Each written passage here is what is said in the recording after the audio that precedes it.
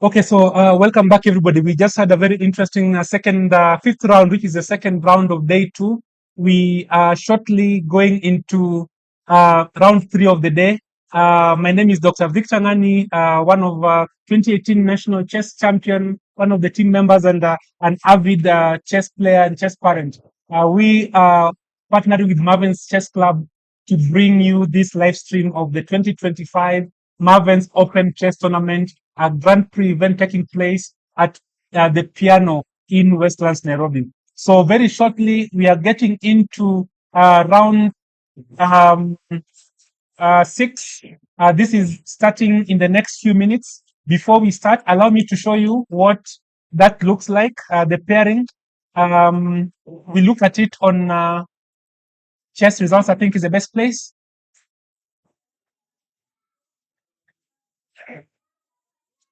And just before we look at the actual current rating for round six, let's look at the board pairing.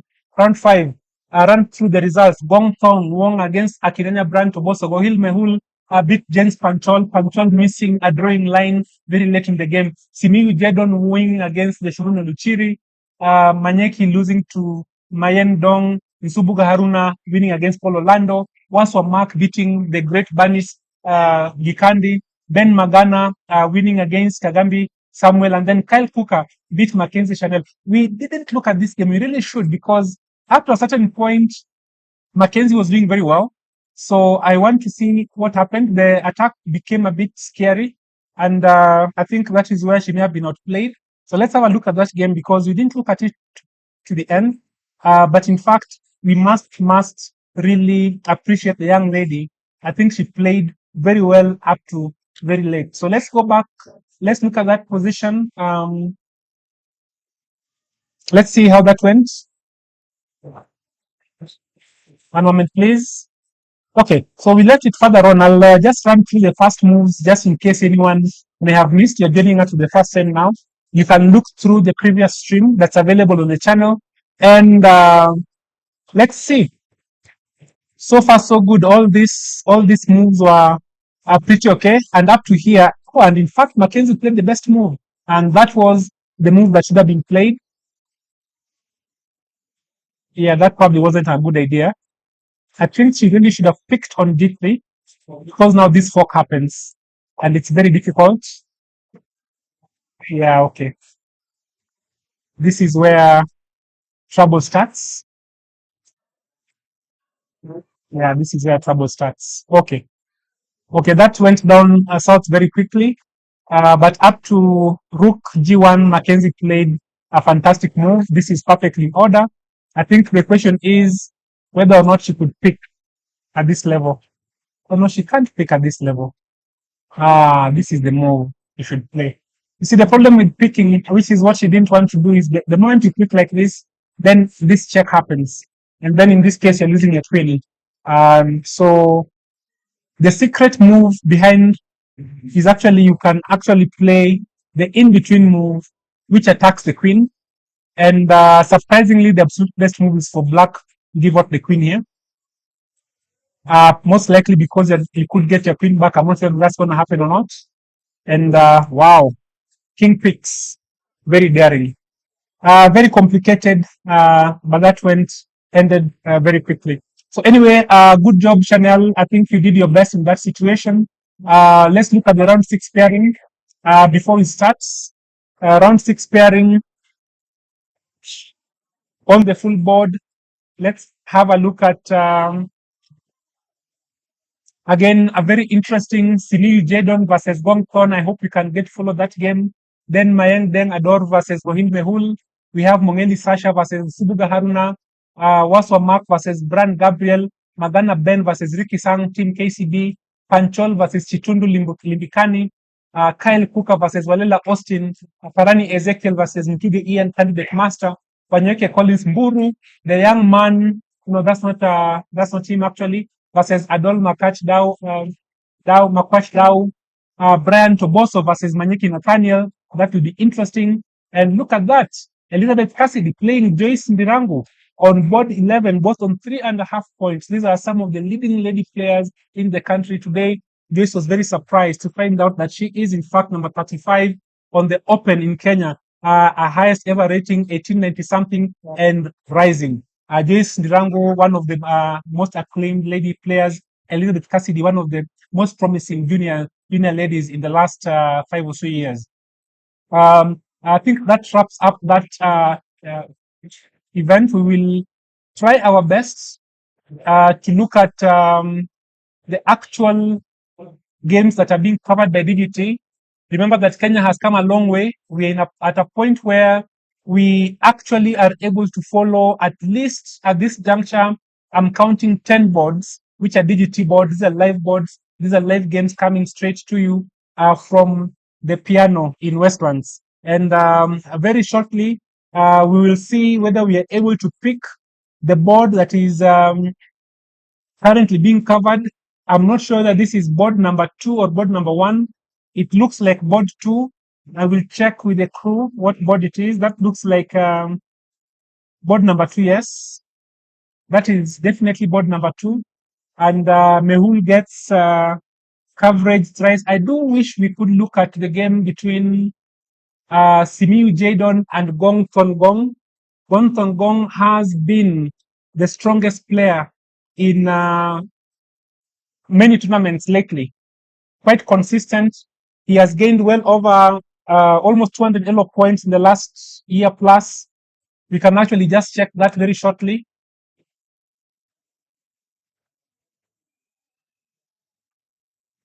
Sorry, my computer is a bit laggy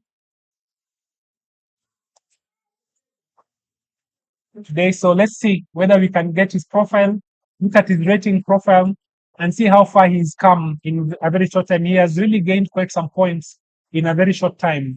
Gone from South Sudan. Let us see his progress. And yes, in his standard rating, which is the blue line, in January of 2022 was 2062, and he actually peaked at 2214. So gaining about almost 200 rating points in the space of 1 year. So in just under 2 years, he's actually gained well of almost 200 kilos. A pretty significant performance from the gentleman. His first rating ever in 2019. This is a case for East African countries and Eastern African countries. South Sudan is one of those countries where you can imagine rated chess is not very easy to come across. So a very, very good performance. Gong Thon Gon has really done well. He is not very old. He's just turning 26 this year. So there's a lot of promise. Again, remember that in Africa, the resources that are available in the West were not there. I got my first rating well after being a doctor in my late 30s, back in, I think, 2017 or thereabout. That's the first time I got my rating.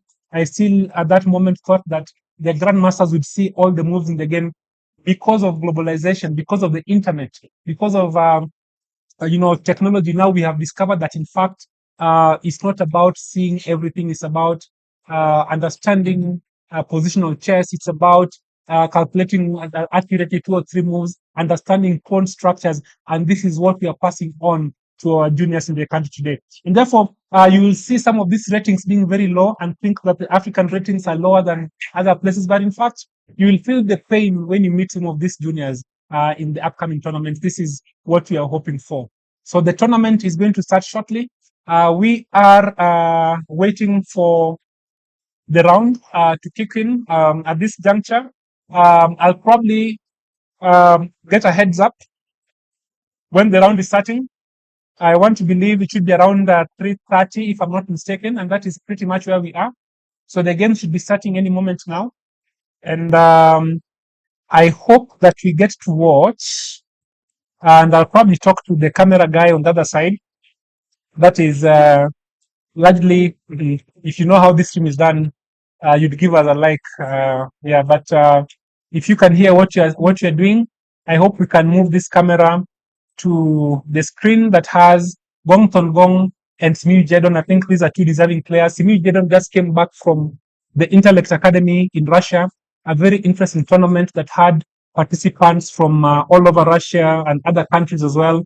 The format was unique. It was a 10+3 kind of event, team event. But what would happen is that in the first round, the team captain, in Kenya's case, that was Jaden Simeyu, would play a simul against the other 4 players. And I'll tell you, Jaden won out of 9 rounds. He won 8 out of 9 rounds in the simul, and people came asking, "Is he really 12?"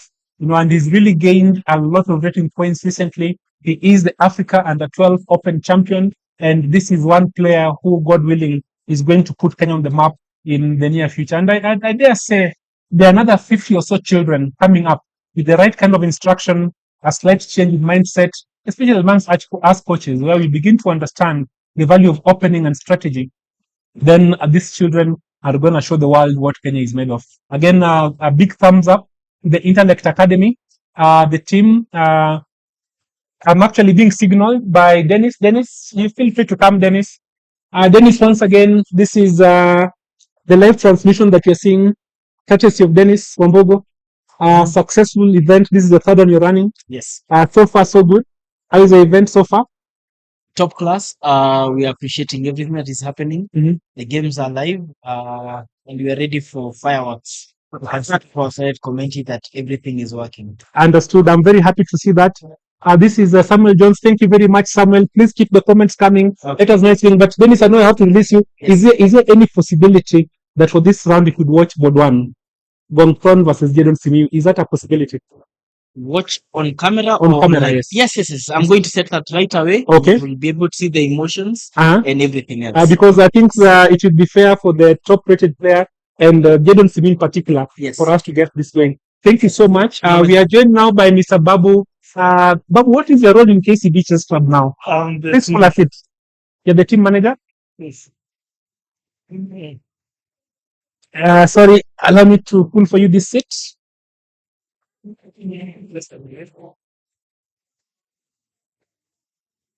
Just move a bit. There you go. And I need to create some room for you. Now, the gentleman joining us is Isaac Babu. Isaac Babu is, well, if you're new to Kenyan chess, then it may be a new face to you. But this place where chess is, and he'll tell us a bit where he thinks chess is in Kenya, he is contributing.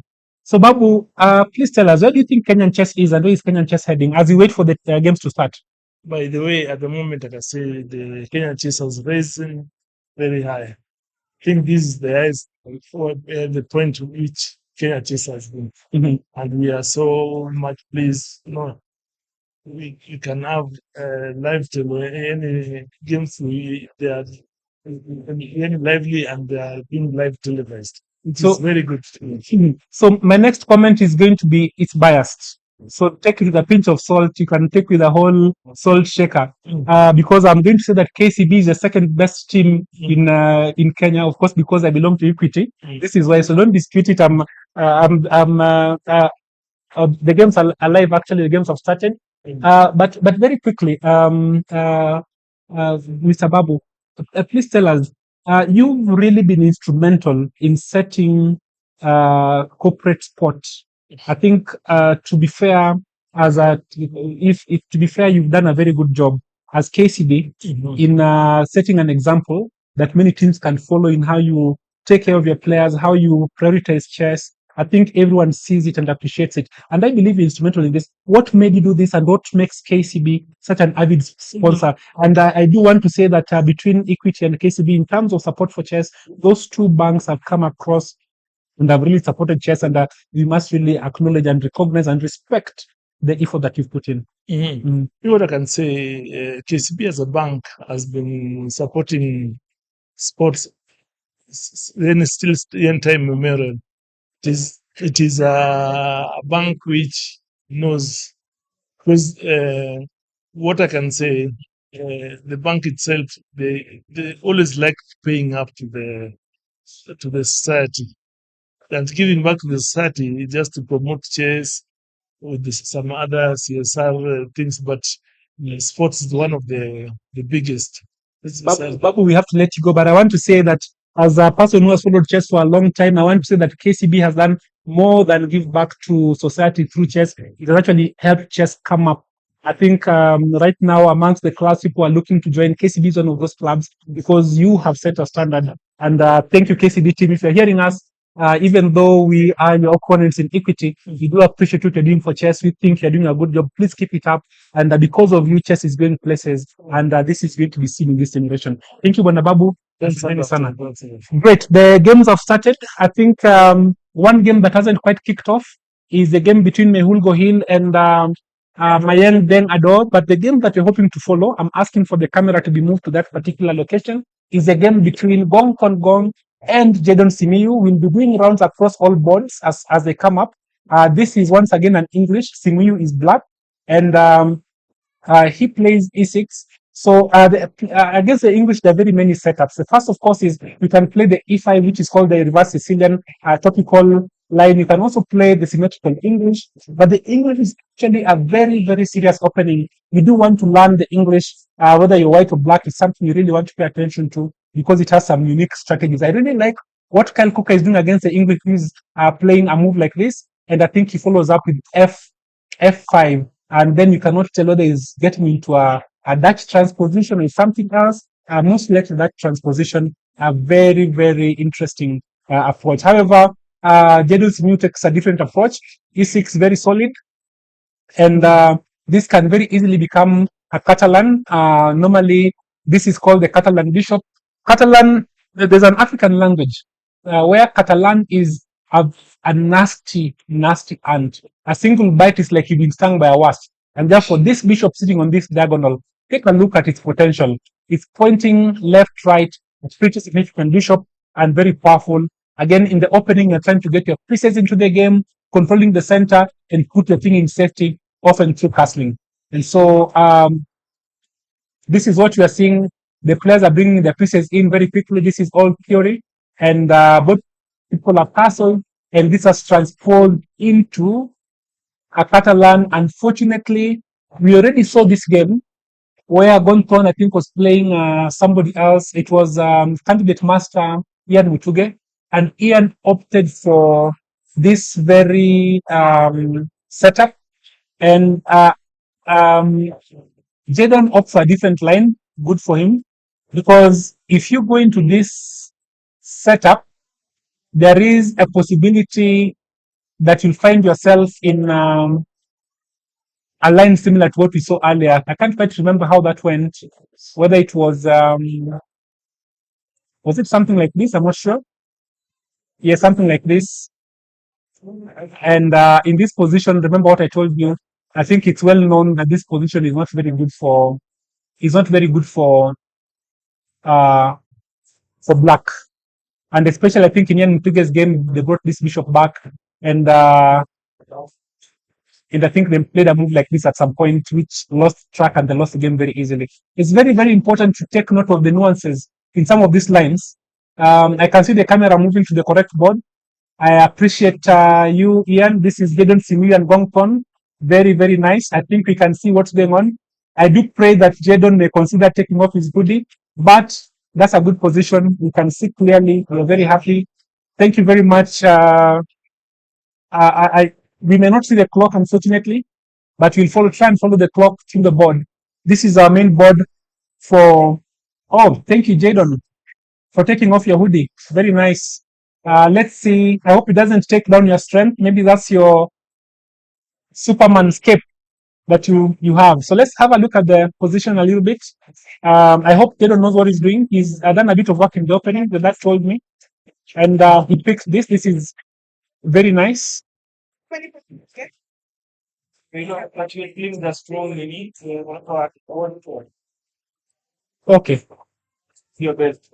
not very familiar with this position, but I do remember that in there is a line where this was possible, where these are like accepted lines, but there is a line where the rook would come to b8 and then support. It's a very strange kind of a system. And again, there are moves like knight b6,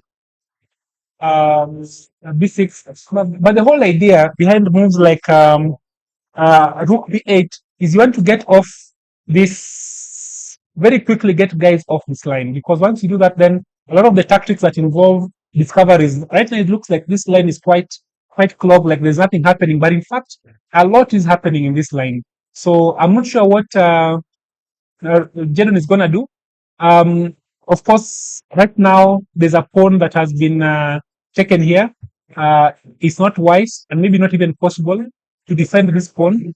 But there could be moves. There could be moves to consider. I don't know whether this is playable at this juncture and whether that would be a good move or not. The computer doesn't agree with me. Looks like it's a pretty bad move. The recommendation at this juncture is actually to stop the pawn from moving forward. Let's see if this happens. Then the bishop comes up right away. And suddenly you have a position against the Catalan bishop, and the position is equal. Hi, Sunshine. How did your game go? I won. Good job. How many games have you played? So you have 5 out of 6. Good job. Good job. Well, in the ladies section, you may still win, I think. So that's Sunshine. Why are you calling me that and I'm your coach? Coach, can I please have a little box from Maria? Yes, if she's offered. Thank you. All right. That's my daughter. Very proud of her. She's worked really hard, and now I'm talking to her as a coach, right? So yeah. Anyway, so let's see. This position, it's gone. I think we are still here. Let's see. C3. Oh no, C3 is probably not a good move because C3 basically, no, C3 is not a good move at all. I don't think C3 is a good move. I'm not sure the idea is. I'm not sure what the idea is because C takes C3. Suddenly, that's it. I don't see. Let me turn off this engine so that there's no. I think C takes just a move like this, and black doesn't have to worry about taking back anymore. The bishop is open. The bishop. These are all possibilities. You can see these two pawns are on the color of this bishop. This is a good bishop for black, and this is a pawn break that black wants to play. So I think this is a pretty. That's not a good move actually, but again, the youngsters will learn with experience.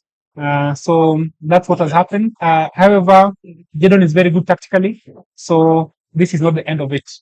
The game against Mehul Gohil, Mayang then Mehul is of course playing the French.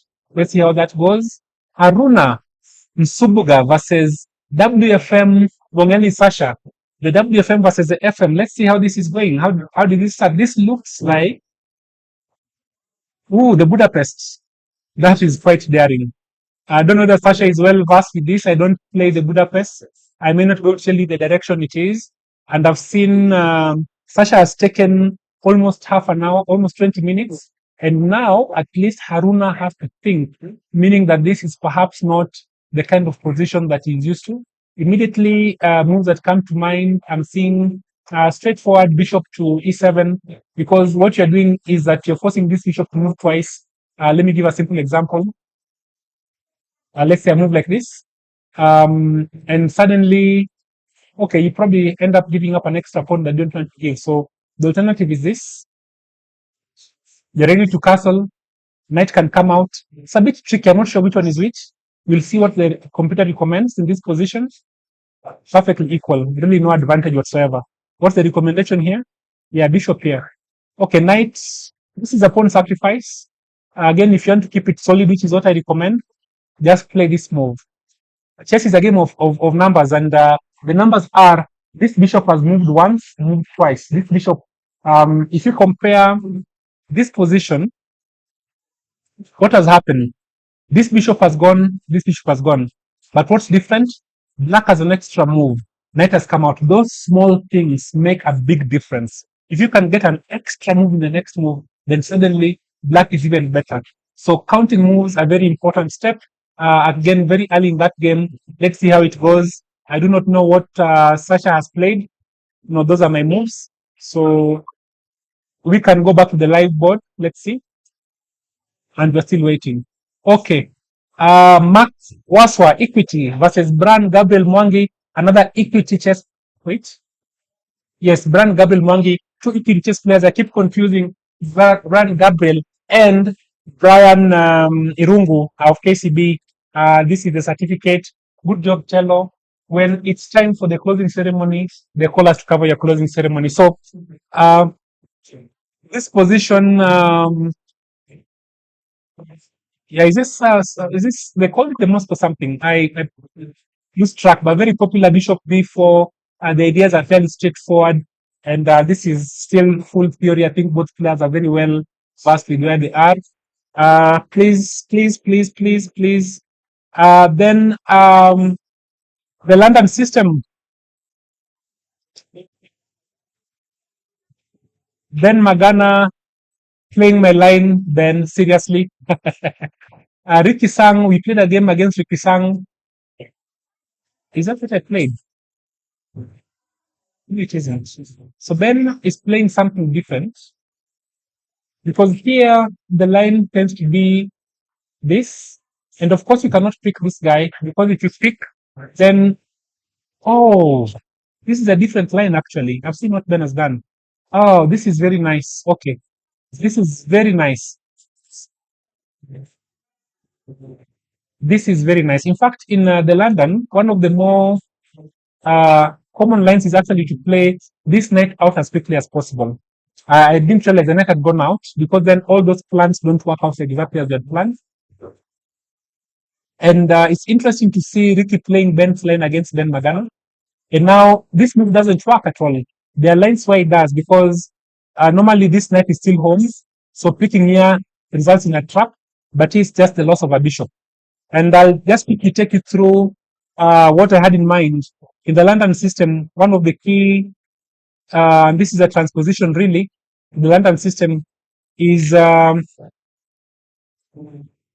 this position, knight comes out to f3, then the queen comes out, queen comes to b3, again we attack. Now what white doesn't want to do is to pick here because this pick suddenly activates this rook, plus even though these pawns are doubled, this pawn will be extending 2 moves regardless of what you do. So let's say you play here, this happens, and you try and stop it. So still do the move anyway because even after you pick, I pick back and you can't pick this way because oopsie daisy, the rook has fallen. So in fact, this is not recommended at all to pick back on b6, and also black doesn't want to pick here for the exact same reason. So this is a very commercial move. c4. The reason for it is because your follow-up is very good. You're giving this bishop here. And now you can see you can't pick this bishop because if you pick the bishop, then suddenly you are picking on b2, attacking this rook, and the rook has no escape. And black is actually better. This position is rated a +3 position. However, what this team white can do generally is try and improve and be a bit cheeky. And instead of playing, if I just take it back all the way, instead of playing the knight out first, they start with the bishop. After which, this is one of the lines. The main other lines, of course, c6. The knight comes out, probably this move, and then here something very special. Again, the same queen comes. Once again, you chase the queen away. Once again, white doesn't want to pick. They come back here. It's a very tricky line because now, if you play this move, there's a bit of that's a serious blunder because they will pick here, and when you pick on f2 thinking that you're about to win a pawn, let me remove the engine for clarity. Then actually they let you pick that rook. You pick the rook, and then there's this very nice move, queen to d5. And in this position, believe it or not, black is completely lost. The threat now is to pick here. Again, white can't pick because you basically lose the queen. It's defended. In addition, I'm trying to pick this pawn. We cannot defend with the rook. The bishop is defended. Actually, the only move possible here to defend, if you find yourself in this position, is to castle queenside. Unfortunately, even with castle queenside, you're still losing. So there's a nice move here that I'm going to share. In this position, well, why not that move? Okay. And now after you've picked, now this move is possible because now after you pick my bishop, I can now pick here comfortably, and the queen cannot teleport and take this. It's all complicated. You must learn your lines. You must learn your lines if you want to play chess seriously. Look, I'm not thinking anything here. I know this, and I know like maybe another 10, 15 moves from this position. I don't know. And you must learn your lines. Anyway, that's not what happened in the position. I think because of this threat on b2, what black has started doing is white has started doing is bringing the knight out early. So now the queen picking here is not a threat. This move takes out the sting on that pick, and this knight can come out at any station. Okay, so I don't think now that this is as effective, this whole plan. But let's see what Ben Magana does. I think and Ricky has done his work.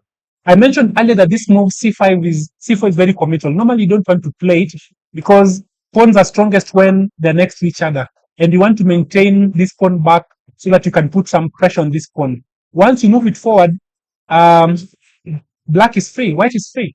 You have what is called a pawn chain. Then you go back all the way to when this is played. In this position, this is a lot of pressure on this square. So this pawn really can't move forward, because if it moves forward, you're losing this pawn. The reason why we play this move is because we have a very concrete plan that involves bishop coming here. I think that in fact trying to play for the same structure when black is not, when white has played knight here, may not actually work in black's favor, because now this is a target, it's a hook, this move is coming, and you can't play bishop out immediately. This move had a plan. It wanted to bring the bishop into this square. Not possible. White stops it by this move. And remember what I said? Now, if this is played, now you can in fact play this move, because the pawn on c5 has moved. No longer this d4 pawn is actually protected. A very important lesson, learners. When you see pawns interlocked like this is called a pawn chain. And two strategies. The most important one, we want to attack the base of the pawn chain. Attack this pawn. If you can take this pawn, the next one becomes weak. So this is really white's plan to play e4, a very important plan. And black, on the other hand, should try and play b5, a very difficult task. A second plan that often happens in the French is actually to attack the head of the pawn, which again you'll see both plans. So actually I think Ricky's position must be very good. I'll turn on the engine, that's what he has to say. But I have a feeling that in this position, the engine doesn't like it at all, actually. The engine is not happy about it. Actually recommending a very strong move, e5. Let's follow that line a little bit and see. This is, cannot speak why.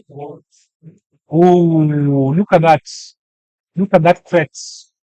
And how do you defend it? How do you defend that pawn? And unless Ben sees it, so that's not possible at all. And in fact, I don't know, they've not seen it. This move is in the horizon. Maybe Ben will see it. He didn't see it. He didn't see it actually, but that move was in the horizon actually. Wow, wow, wow. Guys, take note of this move. I'm gonna bank it. Partly because if you pick with the bishop, this is a serious blunder.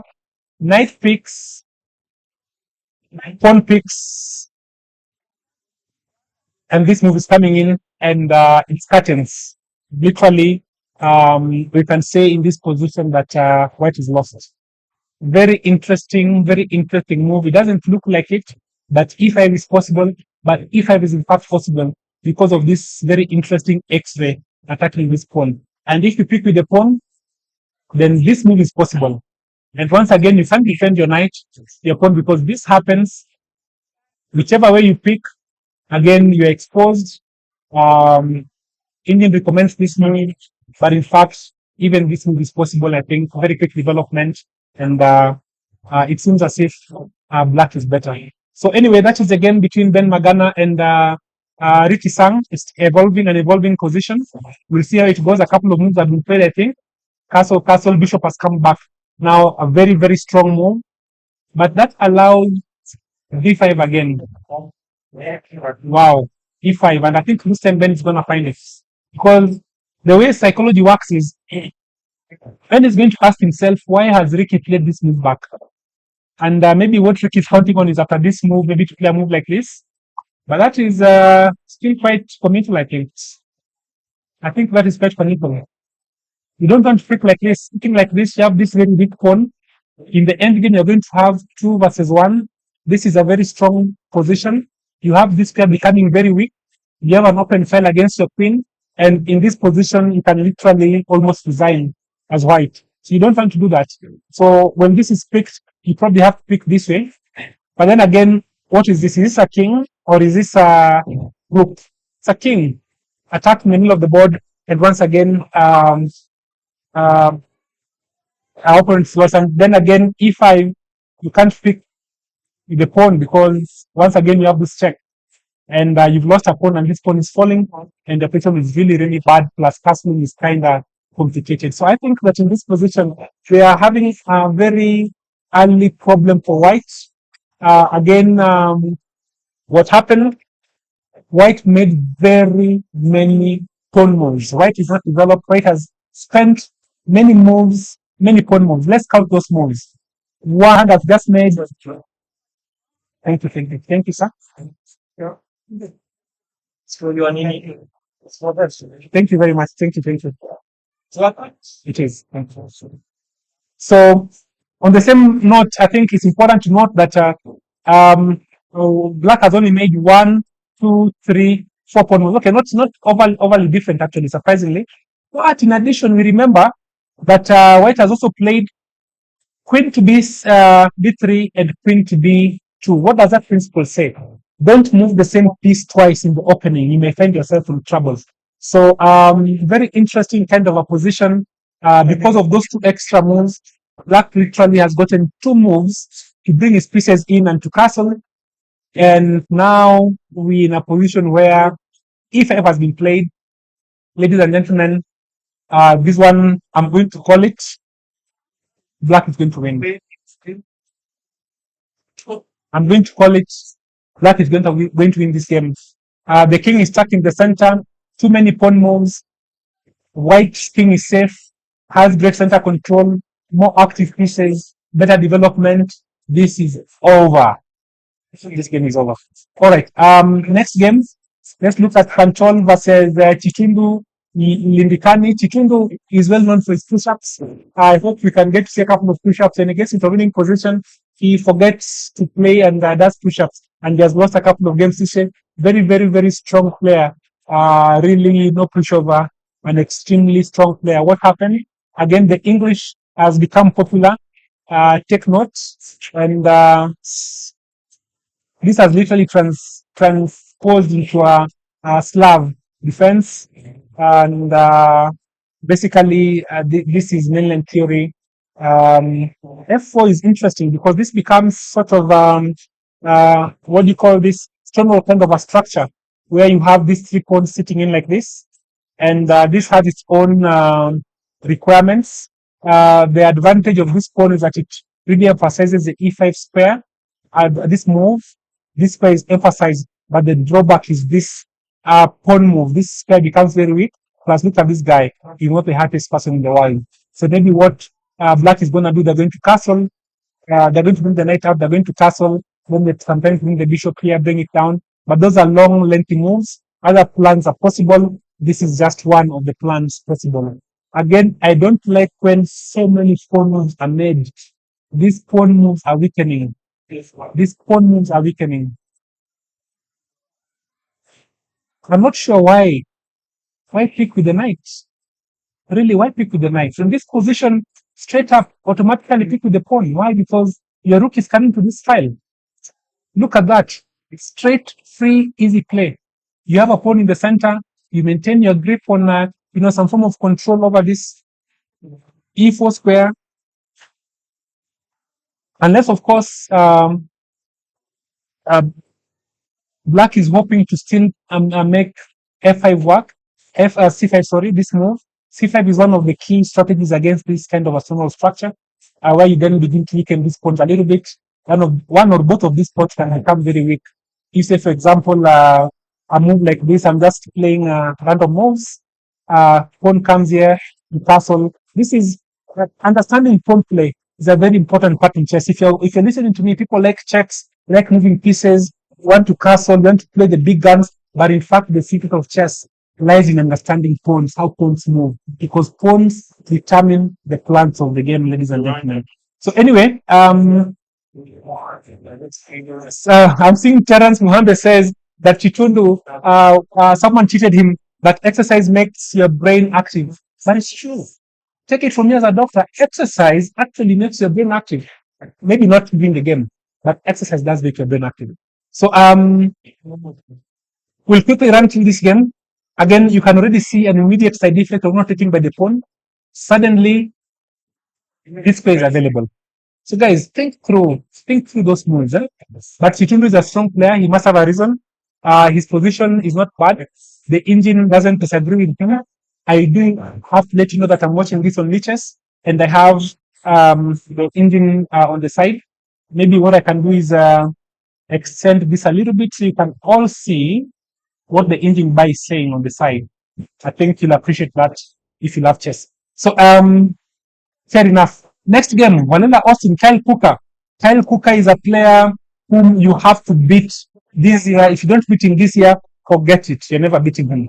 And the position looks fairly drawish. I'm looking at evaluation. We've seen this position before. Aruna and Subuga playing something similar.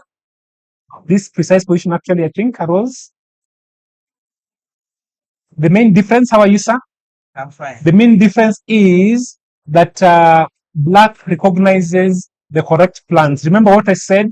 Pawns. These pawns are the center, very, very strong pawns. Where's my mouse? Yeah, it is. Very, very strong pawns. And if you give a white time to come and stop this pawn from moving forward, you just lose. And we saw Haruna Tsubuga do that very effectively. If you didn't see, I think that was the last round game. Have a look at it, round 5. Then you'll understand what I mean. There's a good knight versus bad bishop. So that kind of scenario was possible. But in this case, Walela also knows what to do. And he's actually played a decent. The position is kind of even, although the pawn structure is. Have a look in here, just in case. But it has stuff. I'm not sure it really has space. I don't know if it has space. So just check. Okay, so we'll see how that goes. This one is still fairly even. What you want to pay attention to in this position is actually pawn structure. What have you said about it? Double pawns, isolated pawn. And then this is an isolated pawn as well. The pawn structure for black is horrendous. But what is the compensation? Look at what are called imbalances. What do I have? My opponent doesn't have. What does my opponent have? I don't have. Then in chess, you don't wish to have your opponent's stuff. You make the position work for your people. So for example, you have 2 bishops. How do you make that work? Open the position. In this case, it's bishop versus knight. Give a knight an outpost. This is what we are seeing. This is why it's what is called a dynamic balance. There's a serious threat right now. The threat is this, and actually it's black's turn. Why does this not work? Well, I've seen why it doesn't work. What I thought for a moment is that this could work, and of course you cannot play here because this move comes, and you now must take this knight, because if you don't take it and feel a little clever, and say for example,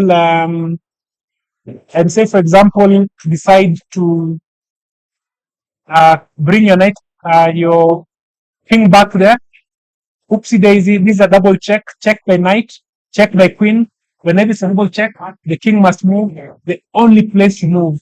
Then you play the Botex Gambit. Botex Gambit is where you give up the queen. Oopsie daisy, rook at take queen. I know, I'm happy. I don't mind, because this is what I'm playing. No space and memory card, unfortunately. Using the title. That's a checkmate. This is called modern mate. So this is why that threat is significant. But it doesn't work, because if this is played now, white will not move the king away. Instead, black will not move the king away. They'll block with the queen. And you don't want to pick here. Because picking, you correct the pawn structure. And if I turn on the engine now, already you can see that black is very comfortable. There is nothing. Although this very strong knight on an outpost can give compensation very easily. Right? Right. So we'll keep moving. Karani Ezekiel versus Mutuge Ian, candidate master. I don't like the bar. What I'm seeing on the bar, there shows that she's smiling, smiling, smiling, smiling, smiling. She's very happy. She won her game. Good job. Who are you playing? What's her name? I knew her name. What's her name? I forgot her name, Round but 6. yeah. Okay. All the best. We hope you feast on the podium. All right, guys. So only 4 girls. Let's see how this happened. This is bad. This looks bad. Let's see. This looks bad. Now let's see what this is like it's not happening. It is run prevent error. My daughter is asking what this is. Look, very efficient development by white. Whenever someone opts for this kind of a system, their plan is very simple. They're deferring contact between pieces. They don't want the pieces to, they don't want to calculate the text. Just very simply, get your pieces out. Okay? Get your pieces out. Control the center nicely. Castle, not much contact. You defer contact. But you can see the plan is very simple. Don't play effort. And in this case, Black is not worse. Black has played well as well. But I'm not sure about that exchange. Remember, to take is a mistake. It's just a tactic. And this is a move we like doing. We like playing this move. This is a move we really like playing as because it looks like it's attacking a rook. It's a very active move. But this move, you have to think first about it, because what's your pawn break? How do you get your pieces in? The moves you want to try and make work is, if possible, I don't know how possible it is. This move doesn't work here, but this move. So if you can't get those breaks in, then and unfortunately, it's very possible that Black is going to be worse, and Black is going to be worse pretty soon. Oops, oops, oops, oops. And suddenly, just like that, an exchange sacrifice by Karani Ezekiel. Very good move. Breaking down the pawn structure. It's about how many pieces you can bring onto the board, what those pieces are doing. Yes, it's a rook exchange, rook, yes, but which rook do you have extra? That rook. It's not coming into the game. By the time it gets to the game, it will be over. Right? What? Here, what is that? This is just a weakness. You're just moving an extra pawn in front of your king. Just take simple. And then, yeah, they're not even moving their knights. Wow. Okay. This one is pretty bad. We'll get back to it. But Tian is in trouble. Another game we're looking at is Makwach versus Collins Wanyoike. Let's see how this has gone. Looks very dramatic, but it again looks equal according to this is like a Carapan of some sorts.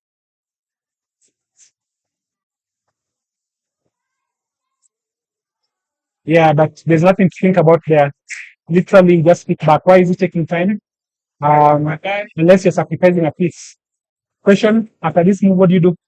Are you sacrificing the pawn, or are you defending it? Let's try this defense. This is the only way out. Oops. Oops. Oops. Oops. This happens because you're losing your queen. If your queen picks, bishop comes to c4. I'm trying to show this, that, and you can't move because there's that queen. So, yeah, let's see. So you have to sacrifice that pawn, I think. And they should do it with confidence, although you're losing a pawn, I think. All right, so very interesting. That is board number 9 and board number 10.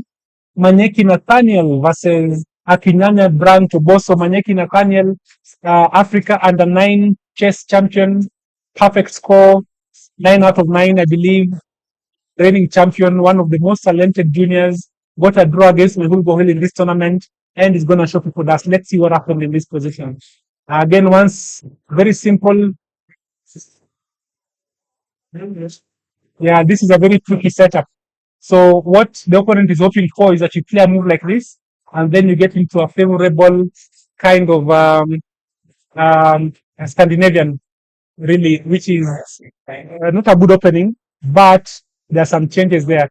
However, maybe their moves, this is not now as effective.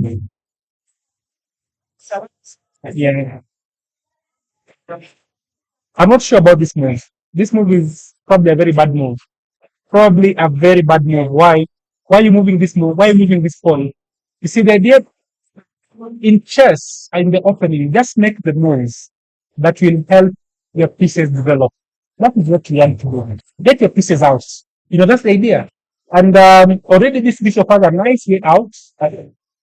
This extra pawn move does not develop. In addition, it creates certain weaknesses. And I have a feeling that when Bran loses this game, it should be because of those weaknesses that he has created. It's too early to tell. Brad is very strong. He may not lose it anyway, but okay, I think he's got a good recovery. Interesting plan. He wants to do queenside castle and then attack on the king side. Okay, not bad. Not bad at all. Opposite self castling, you can expect fireworks in this position. Interesting. Very interesting. Very interesting.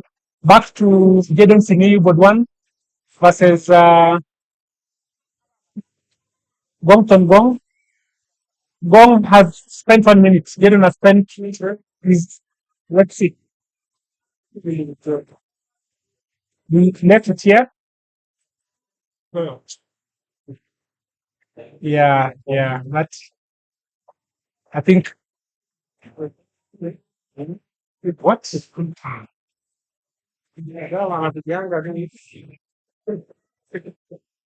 Wow. Did you see that, guys? Did you see what this young man did? And by the way, just to remind you guys, remember what I said about the problem with this line is you allow this move, and this is really one of the things that I believe should have been played, because this is the main drawback of having taken here. So this is not ideal. What happens if you just pick? Let me just ask. It's cutting a pawn, all right, very interesting.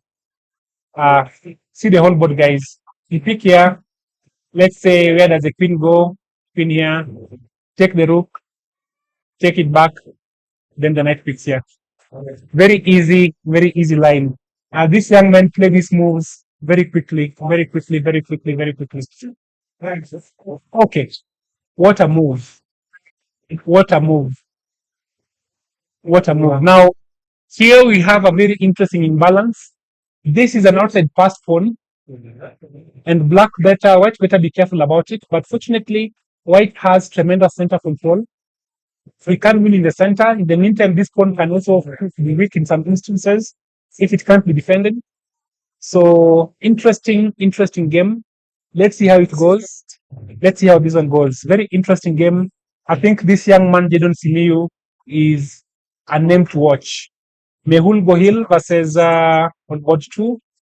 Let's run through and see what has happened. This was a French defense, and already one of the problems in the French is that normally in the French is that this bishop doesn't have scope. This is why black plays that move, and then really the bishop is gone. Once the bishop is gone, it doesn't matter that you have these pawns on these light squares, because then they're not blocking this bishop, and everything is dandy. However, there's a bit of an issue. In this position, black is not forced to exchange anything. He can move the bishop back. That's number one. Number two, even if you trade off, you get a knight on the rim. That's number one. And you still have the pawns pointing towards this king side, and this can make for a very dangerous attack as well. So early as well, very interesting. The games are progressing early on. I just want to pay attention to this Karani versus Ezekiel game, see how it has gone, and interesting, interesting, interesting, interesting, interesting. Yeah, White is still better, but it seems as if White lost track a little bit of what should have happened. That knight is thorn, cannot be pushed away. Yeah, interesting. Absolutely interesting. Because what could happen, I'm not sure.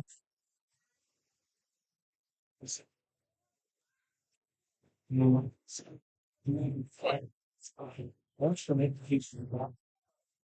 Okay. But it's on this. I'm using it for streaming. You can take it back. Let me write for you. I'll just read it over there. Okay, that's fine. I want his kids to listen. Have the other phone, yeah, other groups that are watching for you. Okay. Closing ceremony for the juniors, guys. The juniors have finished their games. Closing ceremony. Dennis is going to take the camera to the closing ceremony. That is what he has promised, even though he's smiling. There is a closing ceremony, yes. Directed. Both of you on the podium, very nice. I hope my girls tell, I believe. Let me just check these results for the junior section. Let us go to the full board. Let's look at what the junior section looks like. Let's start with the under 7. Under 7 category. It was both it's an open category, really. There's no boys, no girls. So this is ranking without boys and girls. I don't know how they're gonna rank. Let's see if they're ranking boys and girls. After round 6, we have Zawadi Zoe with 6 out of 6. Zawadi Zoe has become a very strong player. And Alia Mackenzie, I have a feeling if Alia lost a game, because Alia is very, very strong as well, she must have lost to Zawadi Zoe. This is the only person who could possibly beat Alia. Is also a very, very strong player. Then if we go back to let's see the round pairings.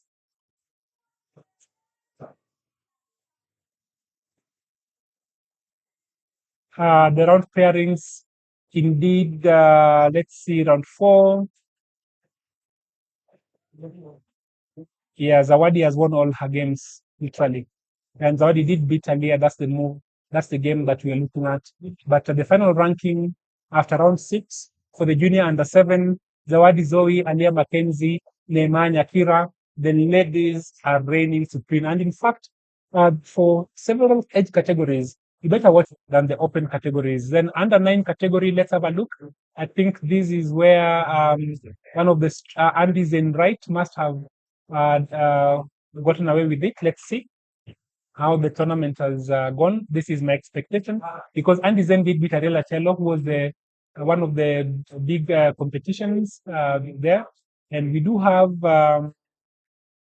Andy Zen, Declan, Tian, Regan Jabali, Zuri Gadoni, and Ariela Cello. All of them, and then Peter Jasiri, all of them on 5 out of 6. Andy Zen right on 6 out of 6. You had to win all games to qualify. Jean Pence Baraza coming in number 7 with 4 out of 6. Let's look at Tello's performance, the games that she played. She played against Kimata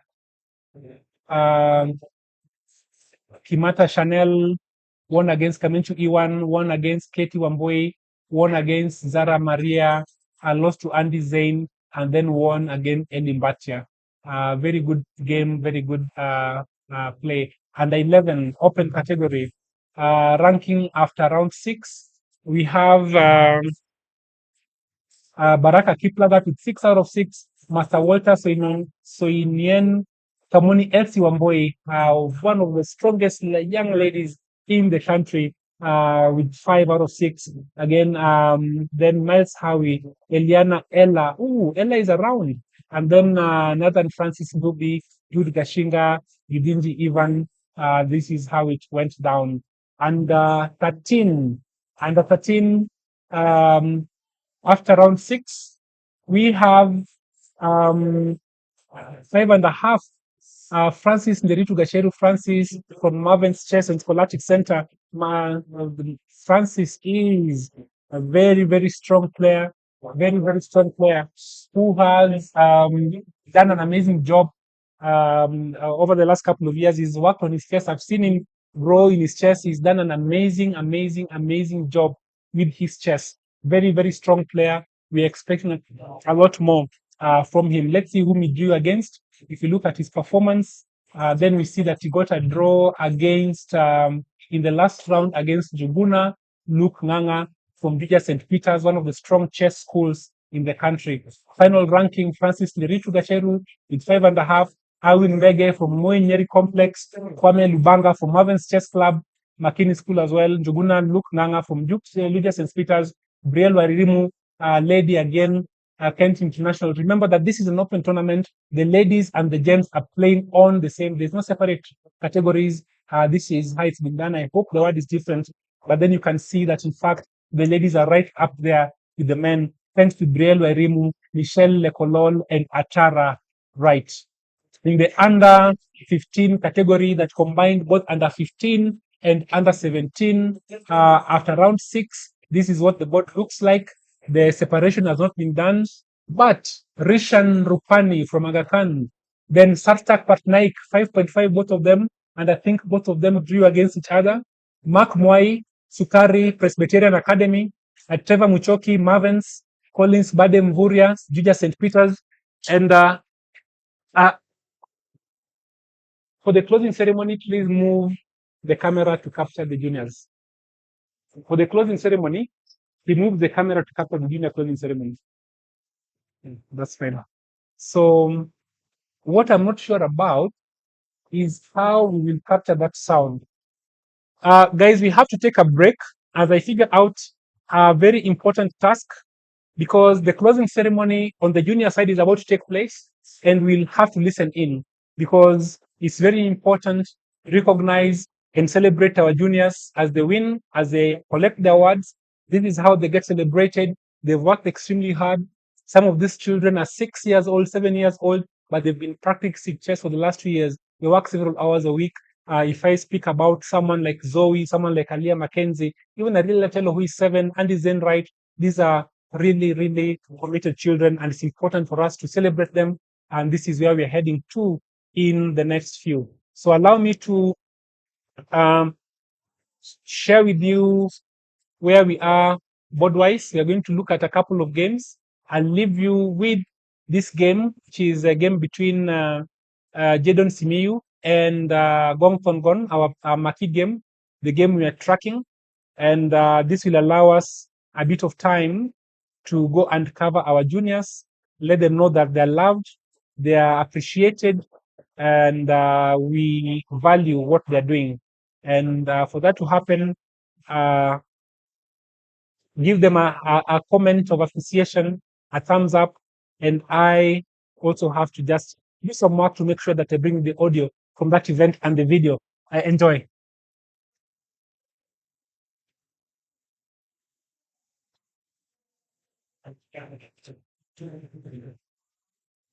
Yeah.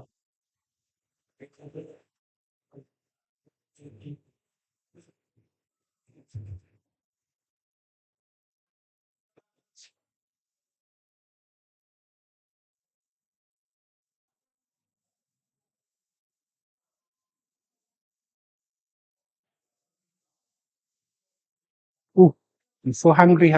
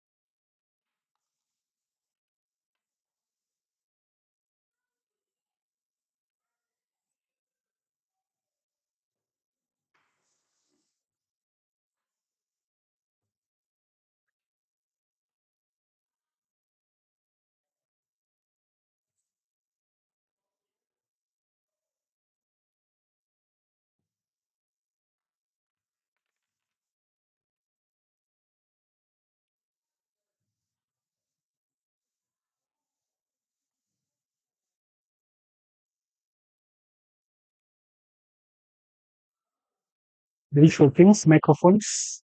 Who is the MC?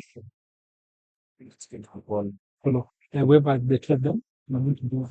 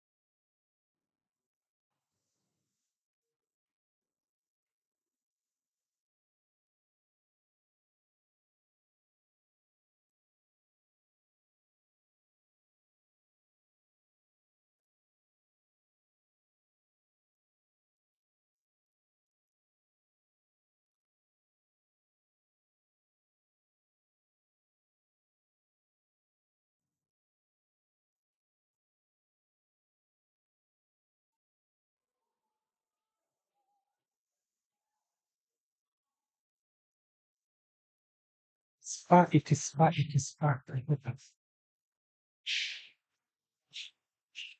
Oh, I'm quite surprised that we're getting the sound.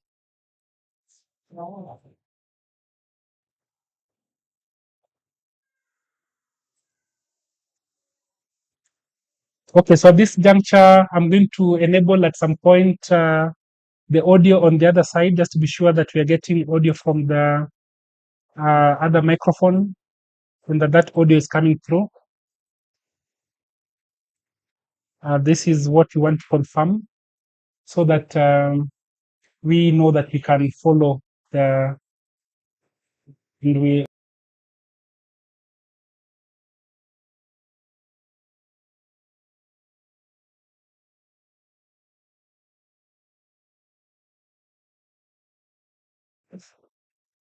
If you're able to watch, please comment on chat and let me know if you can hear the sound from the prize giving ceremony.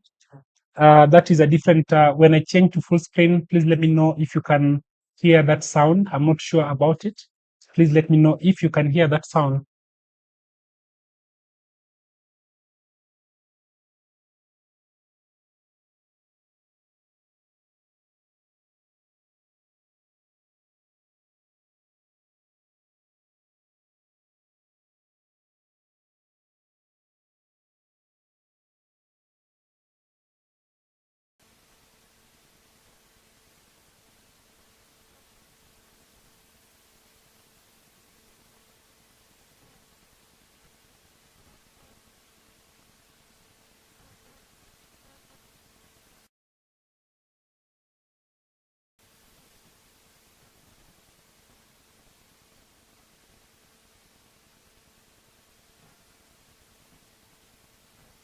Thank you, Mr. Edu. Tell me now again, I think I've enabled something. Let me see if there's still no sound. Thank you, Edu, for that feedback, Mr. Edu.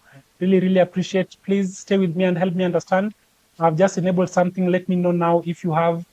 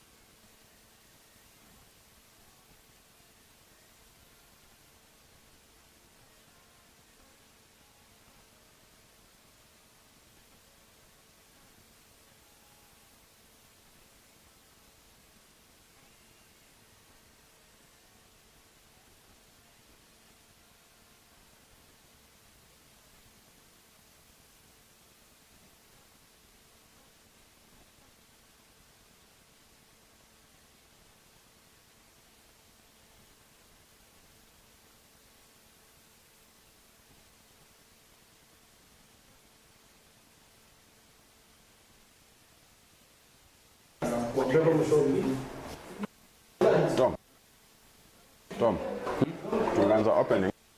Tunaanza opening. Tuwape pesa. Haya, sawa. Kuja waambia watu hii story. Good at selling.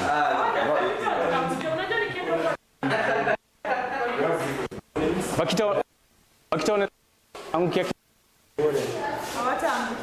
Sawa. Hakuna Maven.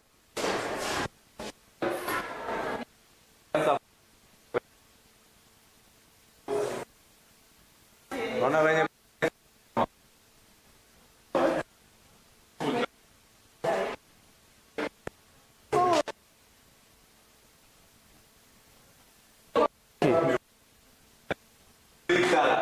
Cheki. Cool. Maven.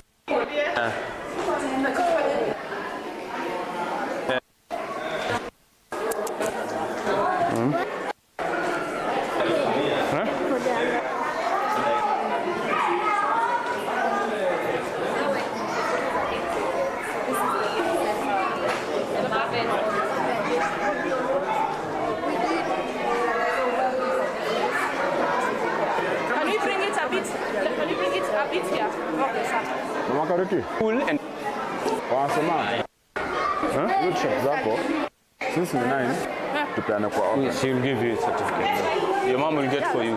Hey, twende tumalize hii story. Kwa open. Hey, twende ni award ceremony. Roda, twende tukapeane nini? She will give you certificates. Your mom will give you certificates. Unajua nangojea wale. Haya.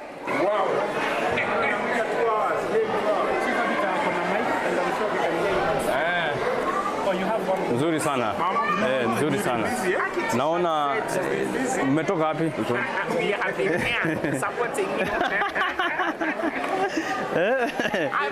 Mmetoka harusi mali? Nzuri sana. Wananidai t-shirt. T-shirt za Maven. Oh.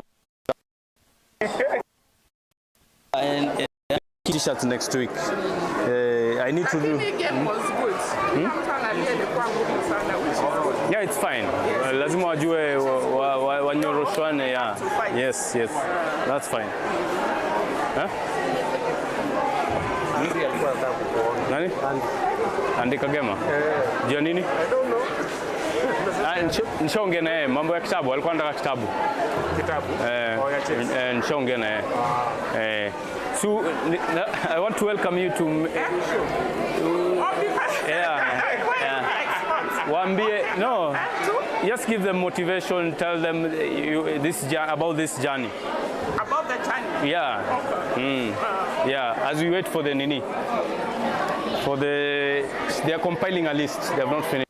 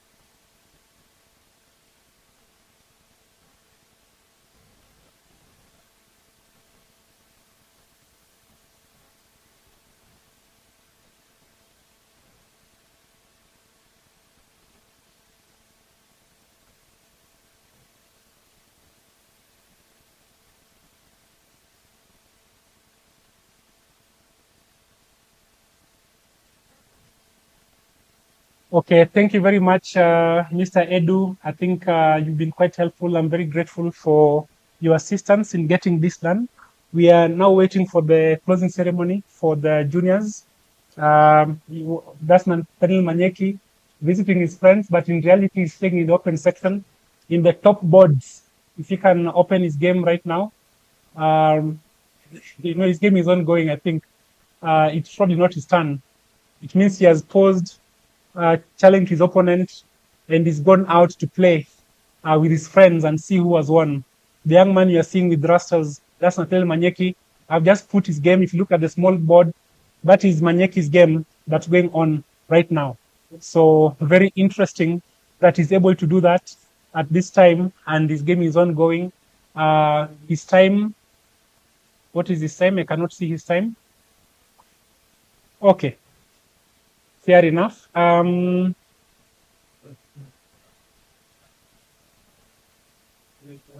Let me just get a bit more data to make sure that we are on for the longest time.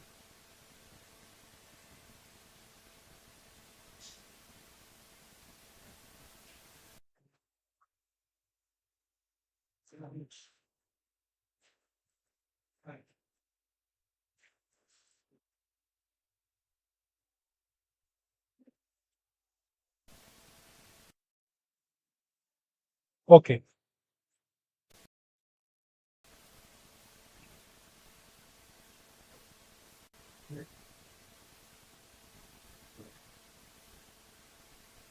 We are waiting for Mr. Edu. Mr. Please just share with me. I've muted now the sound from the closing ceremony temporarily but I've asked Ronald Ball, whom you can see in the picture there, and the founder of Maven Chess Club, Tom Amwai, Coach Tom, who's responsible for bringing hundreds of children to chess in Kenya. Coach Tom honestly should be an award winner globally for chess development. That's Coach Tom that is working on the side. At the foreground is Coach Bolo. They're wearing the same blue t-shirt.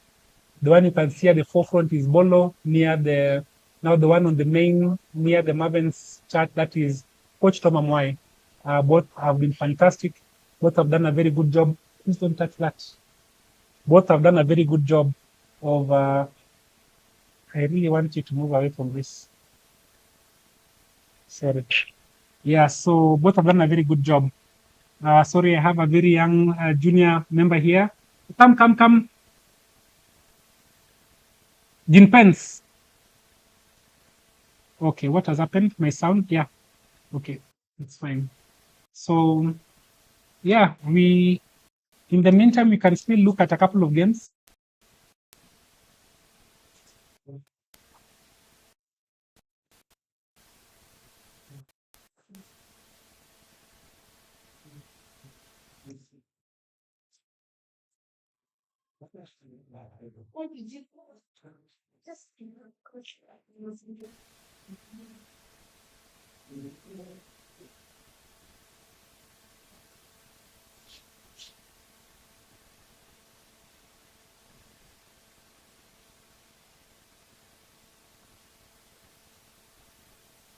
Smart.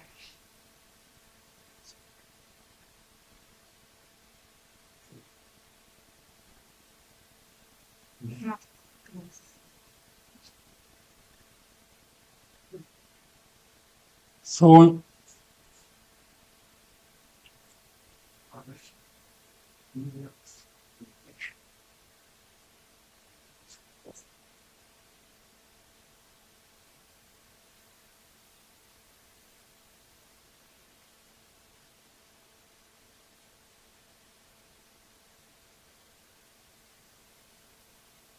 hi, good to see you.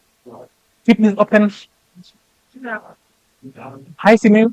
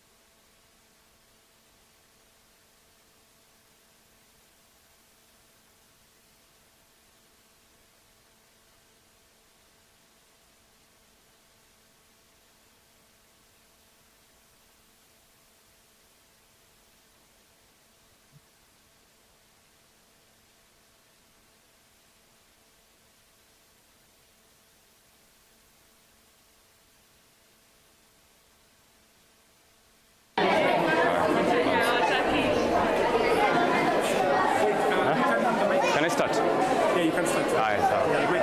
Hi. Now, hello. Check. Check.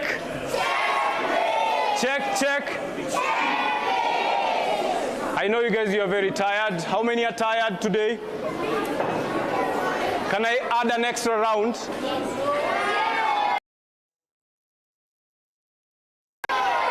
You are tired? Okay. Now, we started with a prayer. We're going to end with a prayer. Is that fine? Yes. So we're going to request Mama Zawadi to come and pray for us so that you can close the ceremony.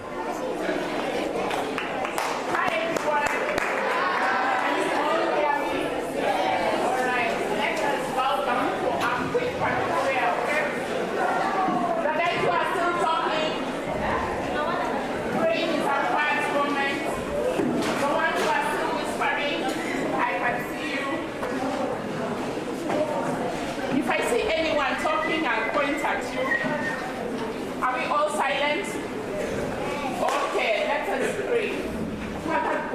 want to thank you for just a beautiful day we had today at the Maven of the Champions. Everyone has put in their best. We thank you for all the players. We thank you for the games that we won and where we learned. We thank you for the parents who came to support the children. We thank you, Jehovah, for even the coaches who took part in organizing this event. We are forever thankful. And even as we want to go into the white ceremony, and even moving forward, we pray that you shall help us to keep fighting and giving our best, my Father, because at the end of it, we'll all be champions. We thank you and we bless you. For in Jesus' name we pray.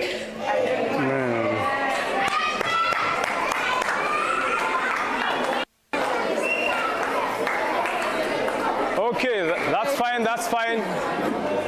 Let's have a moment of silence, please. Those who are talking. Hello?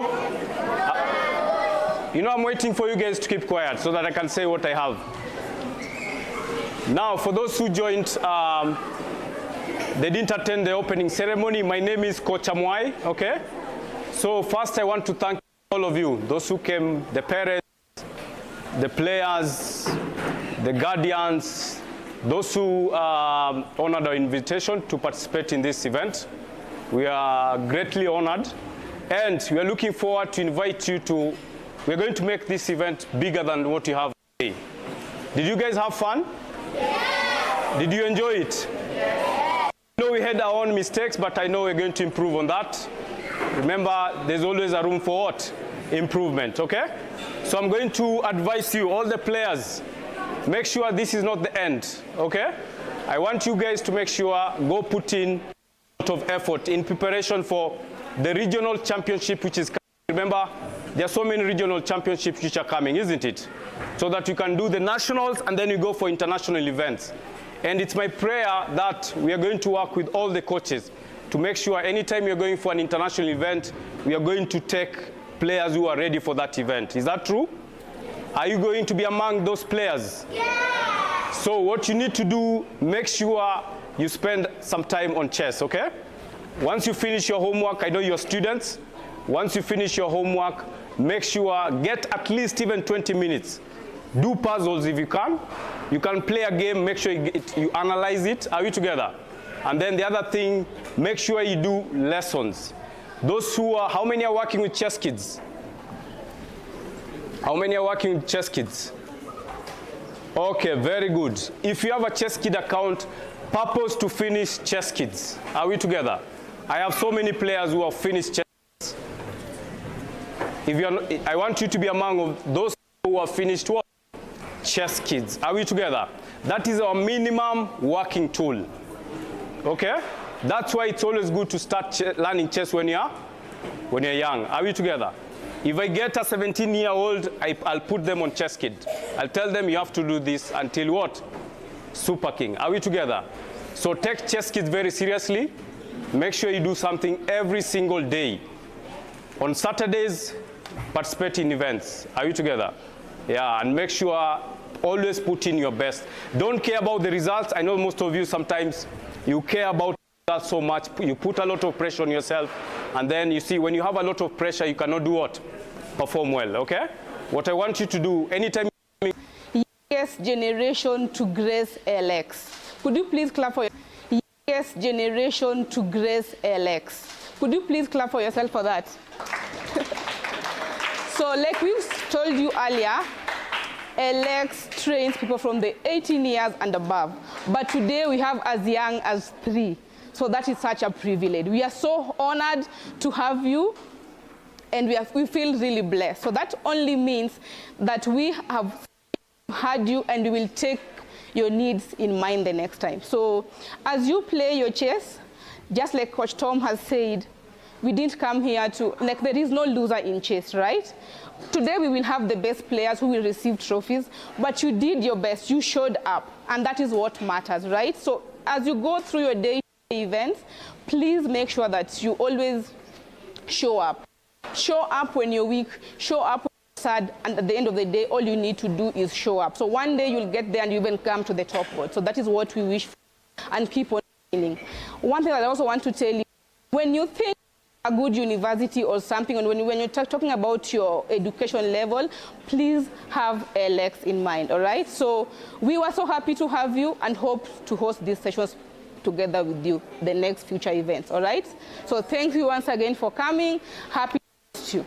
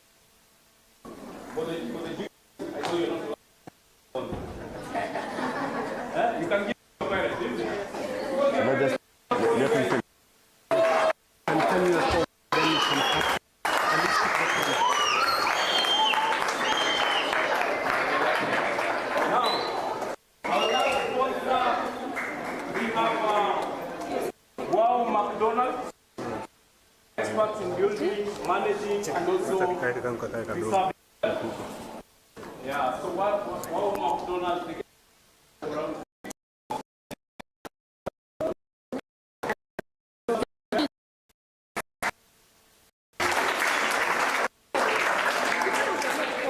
So in future we are looking forward to see whether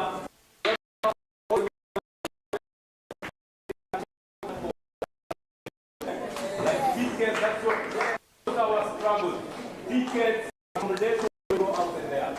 We're going to try to make it big so that you guys can enjoy it. Keep working hard. Next time, I want to see all of you become one. Get this nice thing here. Now, let's go to the thank you very much. Let's give a round of applause to Coach Amoy.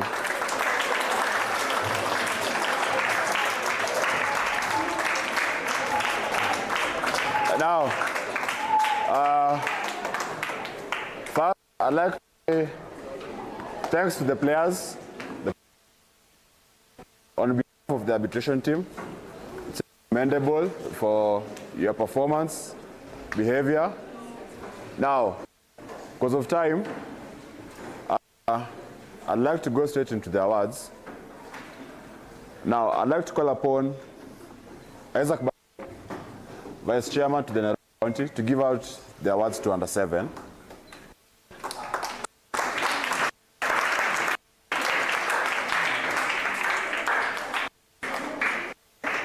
In Under 7 boys category,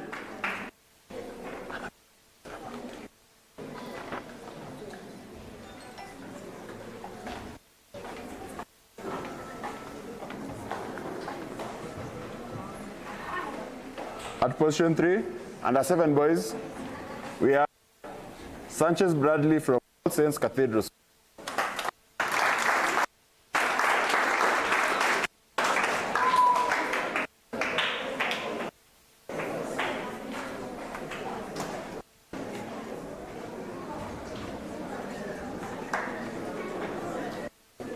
At position 2, walks away with a trophy and a t-shirt, goes Travis Bet from Maven's Chess Club.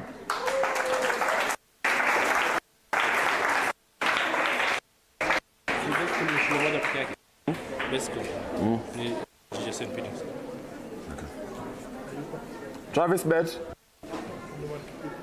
Some speak for him on behalf. Maven.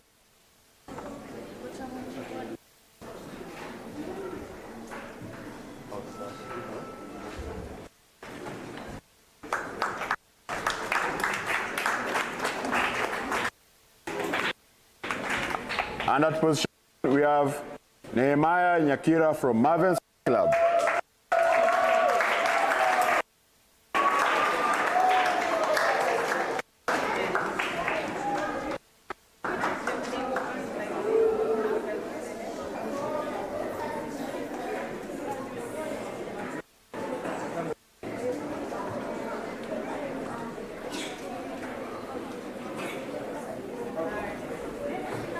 Now, on to the girls section. At position 3, from Oshel Academy, we have Shalvi Kalu Sharma.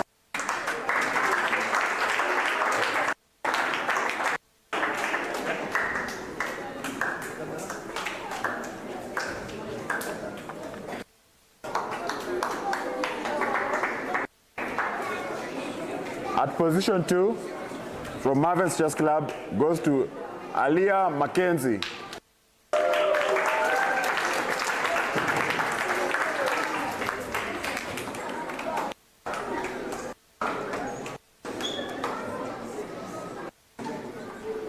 There.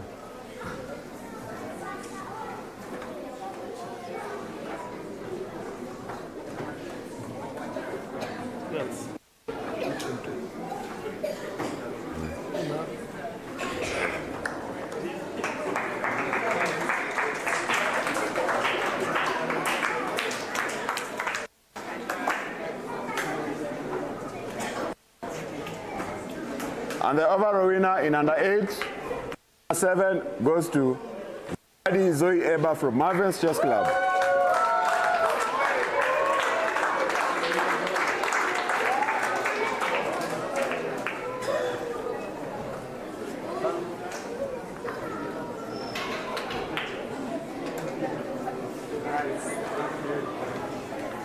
Now let's give a round of applause to Abu.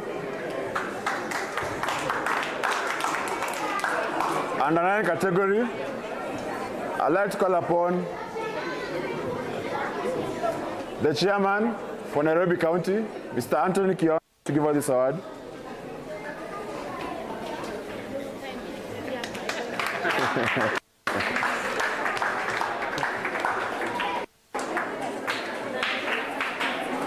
Our position 3, under 9 boys, goes to Regan Jabali from Maven's Chess Club.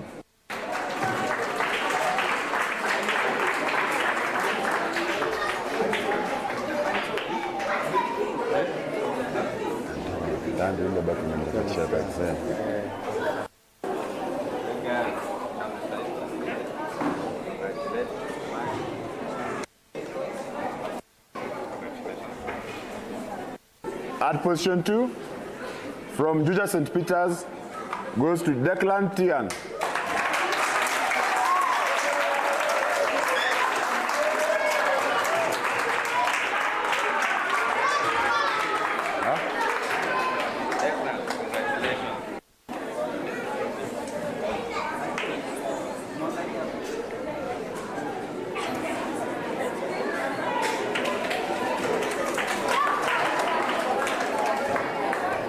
And the overall winner with 6 out of 6, night for school.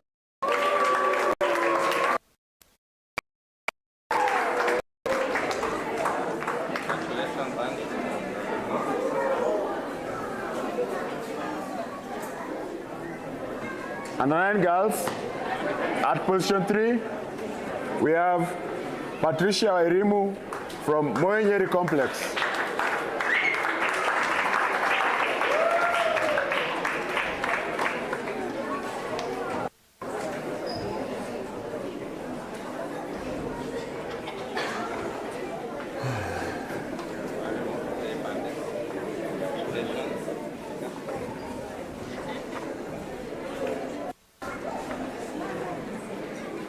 At position 2, of Chess Club.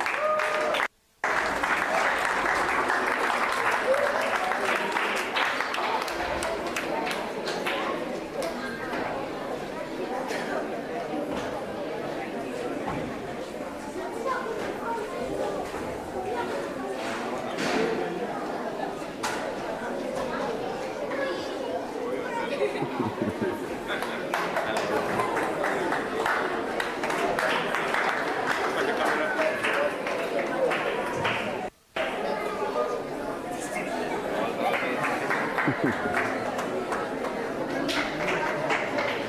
the overall winner in under 9 girls goes to Zuri Gadoni from Maven Chess Club.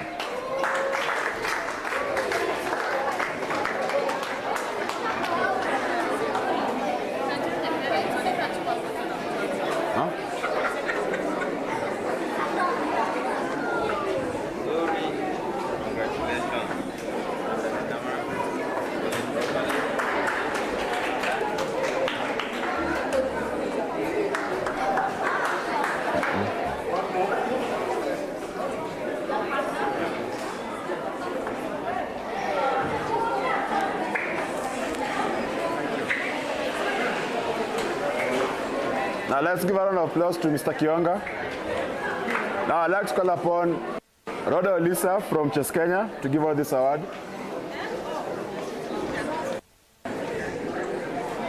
Under 11 boys, at position 3, we have Miles High from Good Testimony Junior School.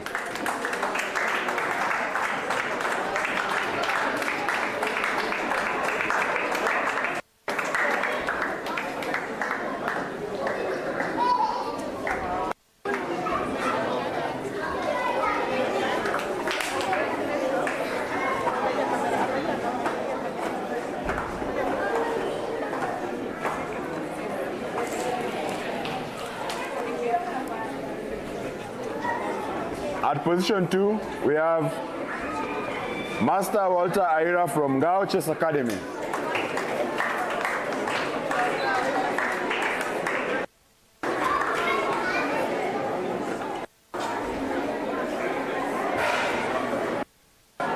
And the overall winner goes to Baraka Kiplangat from Maven's Chess Club.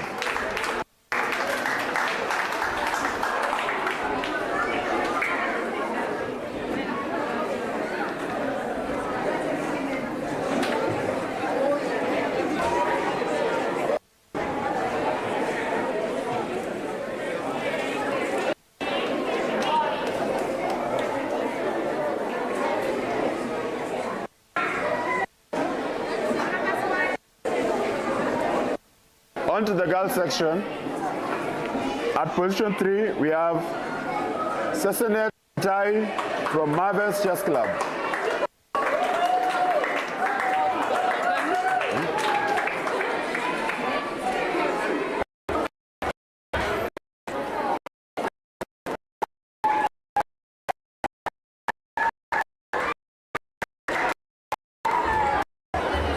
At position 2, we have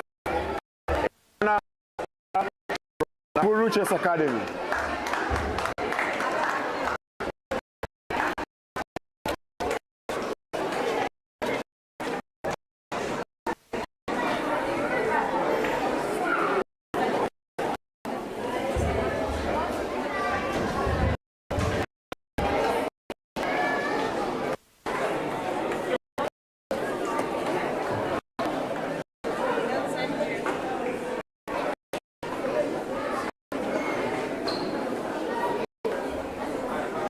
And the other goes to Kamoni Wamboi from Maven.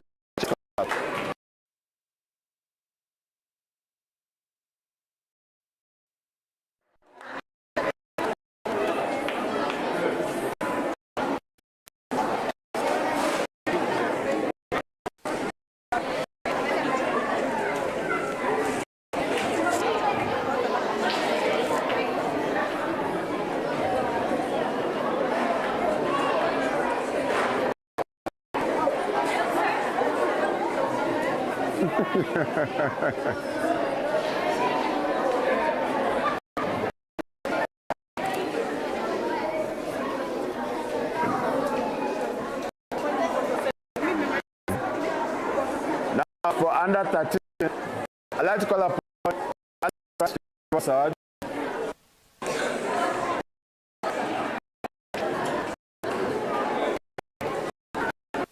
At position 3, we have Kwame Lubanga from Maven's Chess Club.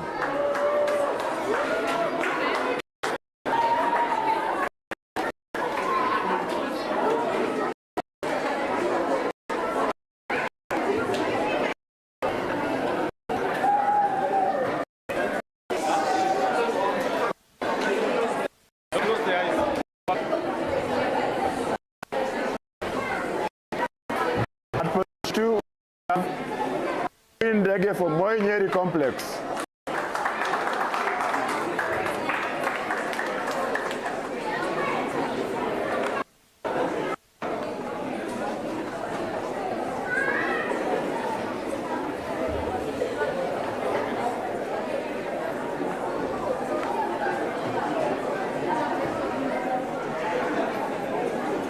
And the overall winner goes to Francis Nderitu from Maven's Chess Club.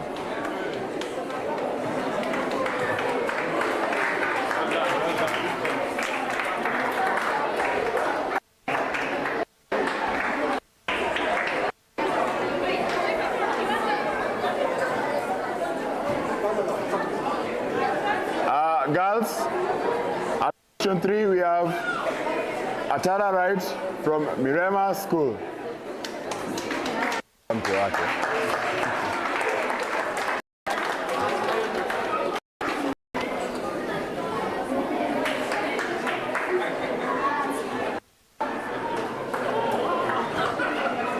At position 2, we have Michelle Lecolol from Maven's Chess Club.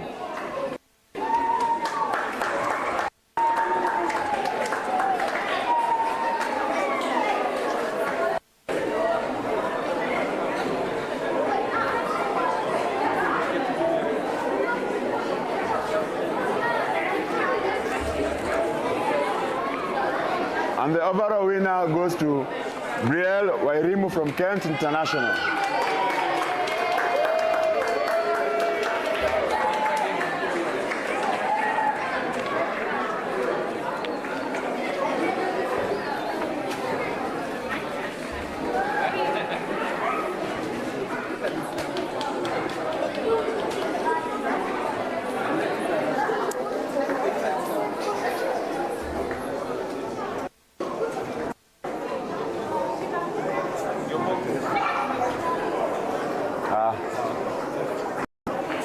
Under 15, let's call upon our host, Jane Obel, to give out this award.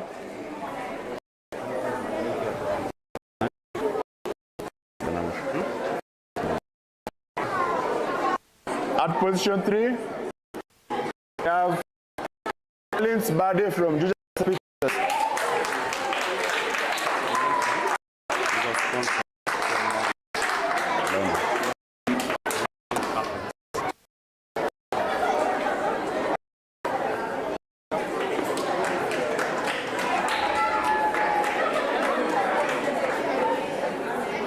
At position 2, we have Trevor Mushoki from Maven's Chess Club.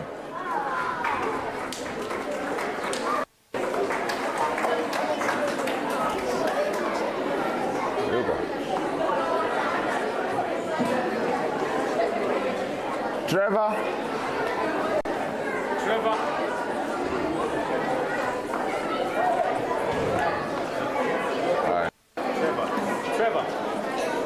Trevor.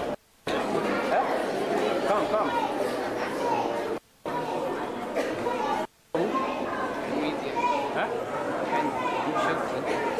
Yeah, it's in.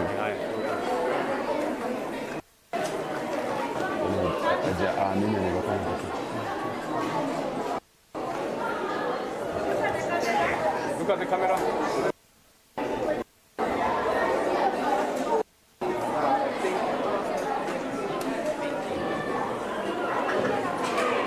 And the winner in under 15 goes to Mark Mwai from Sukari Presbyterian.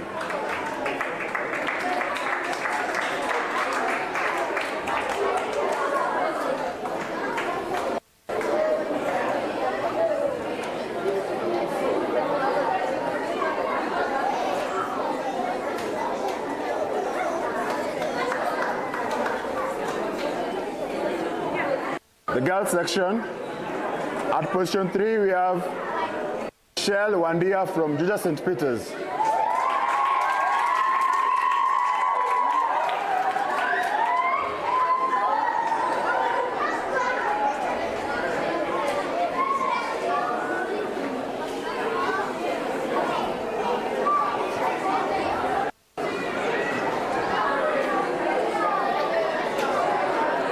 Michelle Wandia.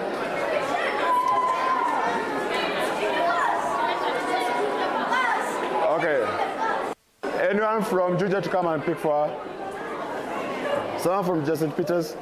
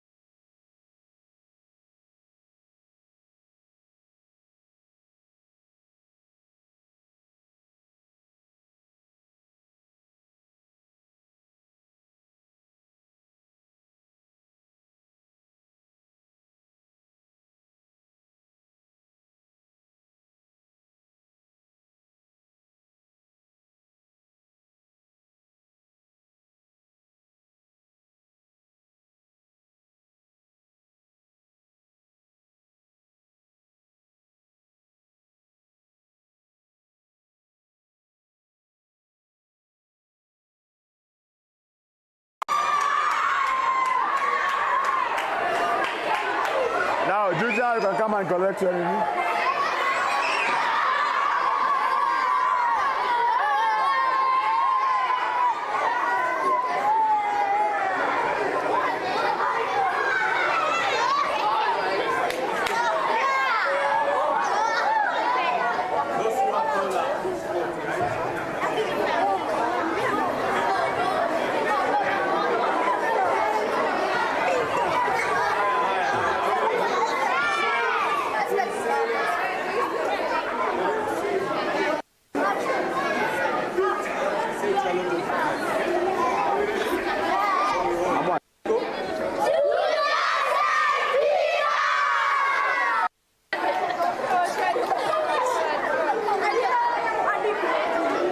Guys, let's go back and see.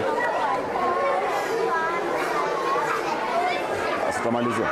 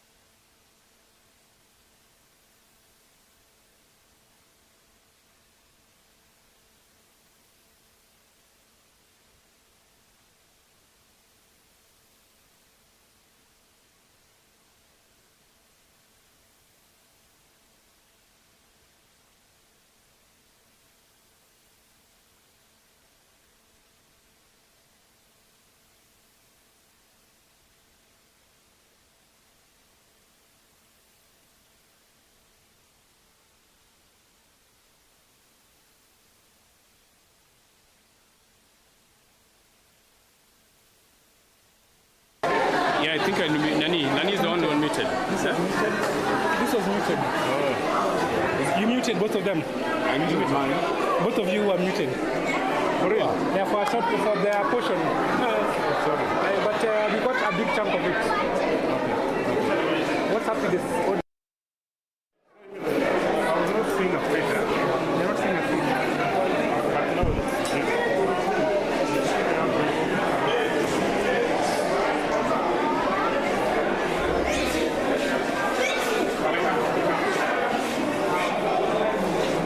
Why are these children insisting on passing here?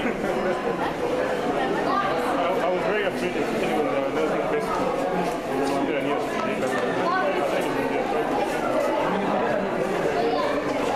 You got the Holy Land. This thing is meant to have this the range of the about the game. I'm not seeing that. If I this was before.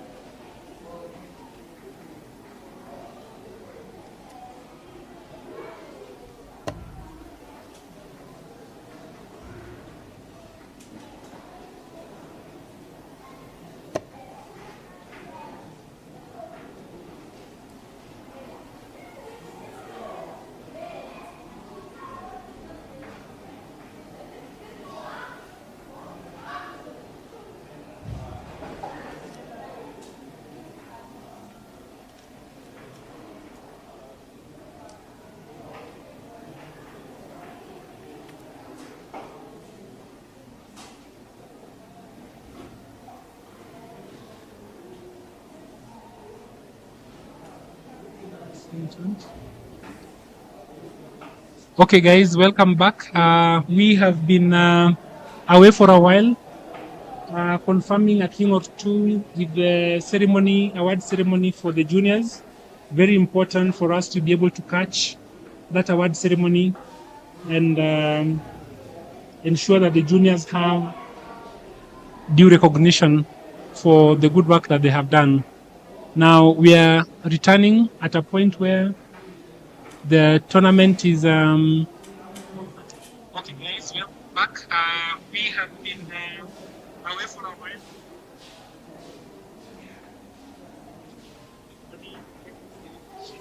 So you can see Jadon Simuel swinging. Whoa, he's lost a pawn.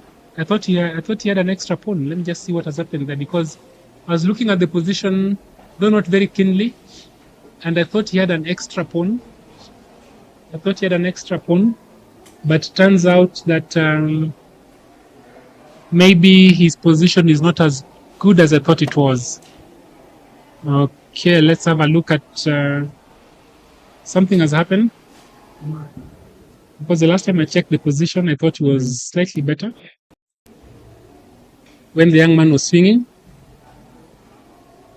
Let me see what happened. Oh, he's been worse through and through. Surprising. Okay, so let's go through all the moves. English opening, I think we'd seen this part, and we weren't happy with a certain move he had played, but so far so good.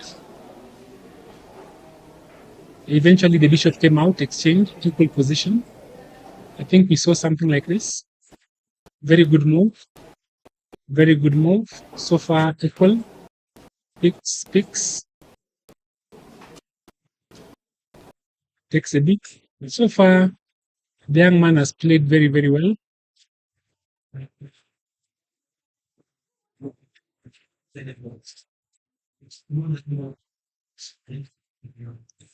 That's it for me. Okay, so here, so the main thing that you're seeing is that he's played literally into a discovery, and that can't be a good thing, really. And actually, it's not the discovery, but actually, this diagonal, the king is away from what? Well, this is a recommendation. Let's see. If you pick here, the rook is falling. That's why. So, and if you pick this way,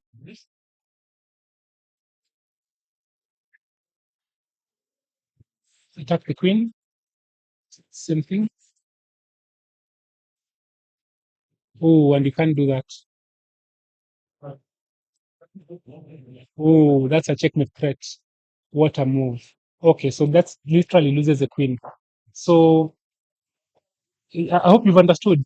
You cannot pick like this because this move comes attacking the queen. But what's important is that this square is covered. So the real threat is actually, let's say you save your queen, let's say to a move like this, the real threat is just this, which is checkmate. So that one is a computer move that's hard to find. So again, that's, you can't fault anybody for not finding this move.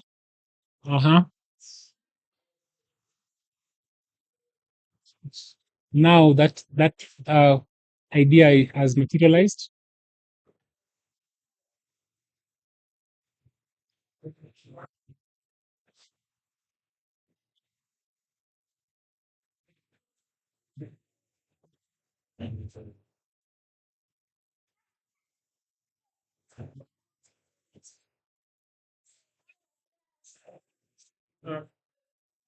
Okay, what's the time situation like? Jadon has 5 minutes, and Gong Thon has.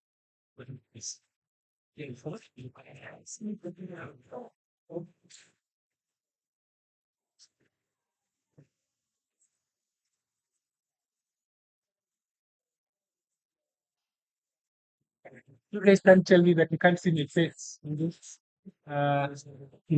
Anyway, now you can. So let's carry on. Thank you. Thank you, Isaac. That's Pelino Isaac, by the way. Pelino, Actually, as we watch this very interesting match that's about to come to an end, we can take a second off just to speak to Pelino Isaac. So, for a lot of chess footage, there have been 3 people who've been taking videos, and Pelino Isaac has been the most constant in this whole conversation. He has a YouTube channel. Sure. He's- My YouTube channel. Named Pelino Eyes. I'm looking for this other microphone that I had. Here it is. That's it.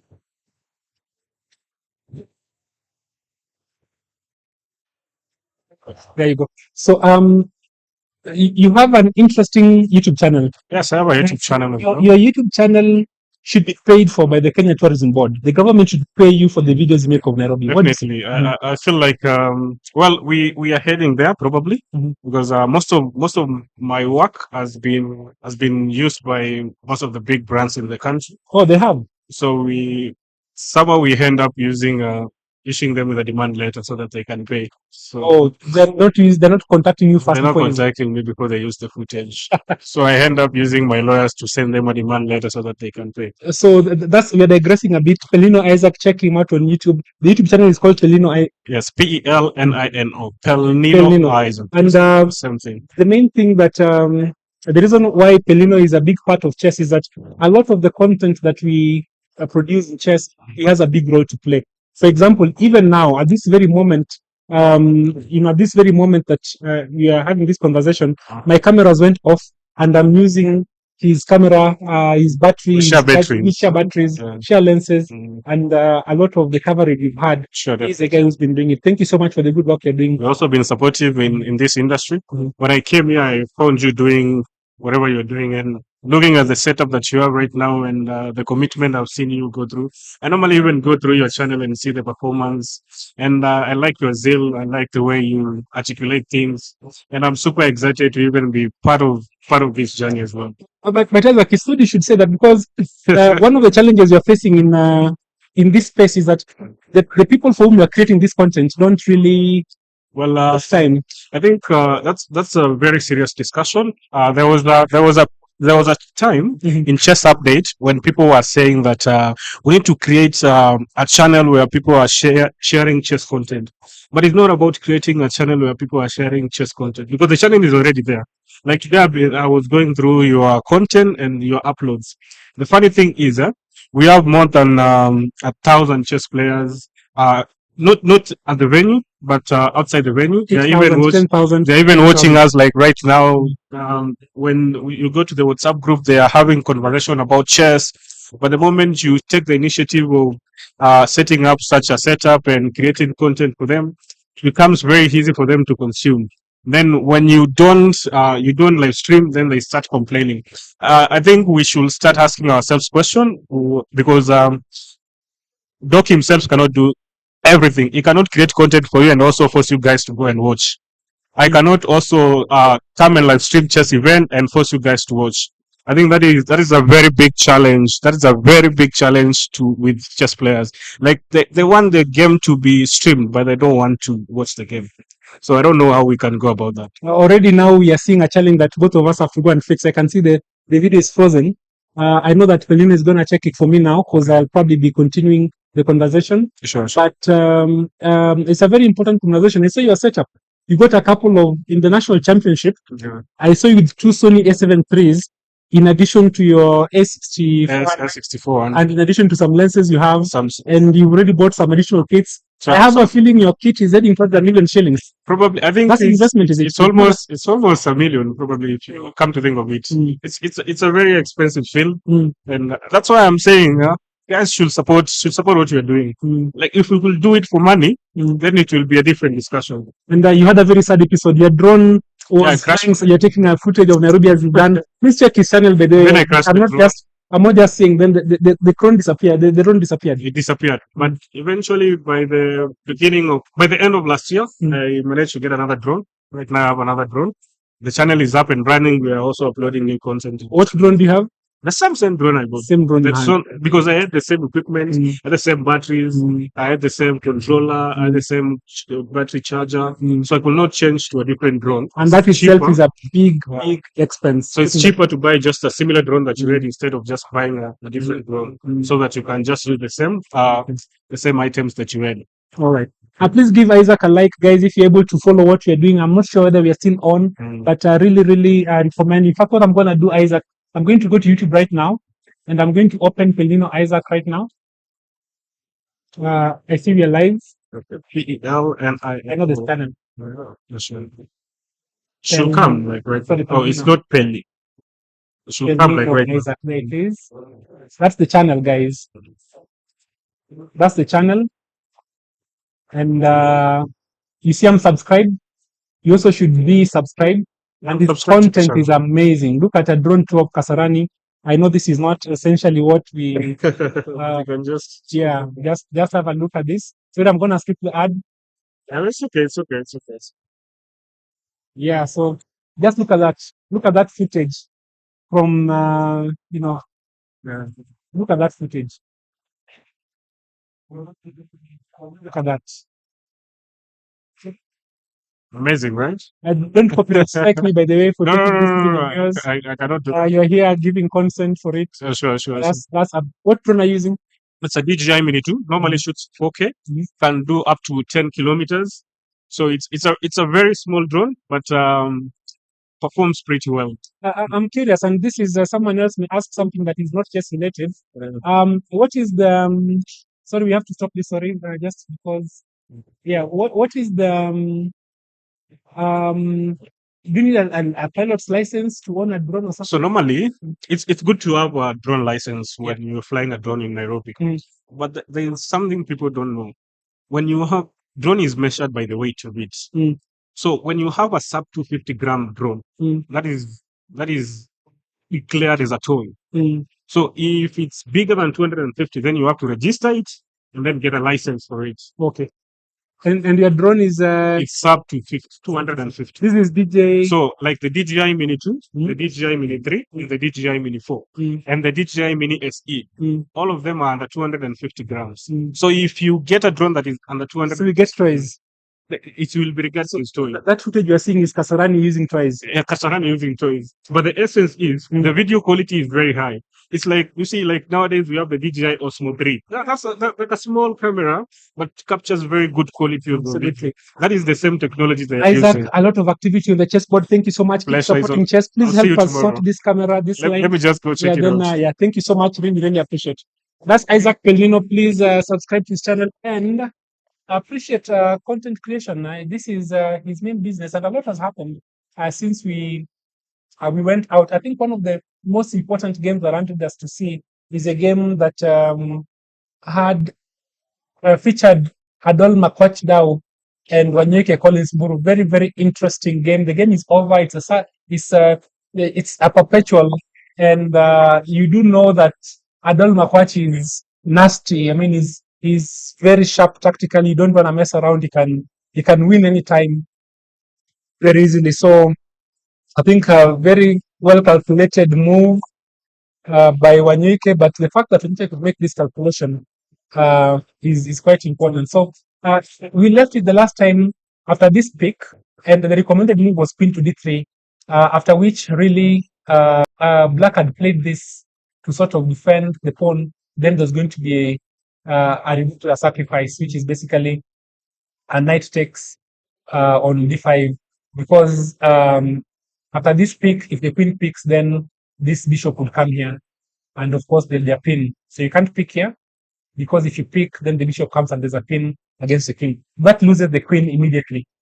But after this, what Makwachi did was to bring the bishop back. Wanyeke did was to bring the bishop back instead. This is what he did. And here still, it's best to let the pawn go and castle, bring peace activity to the game. Because the move that was played by Makwachi wasn't a very good move. The king stays in the center, and you don't achieve as much activity. The rook is still out. So normally, let's pause again. What was the problem?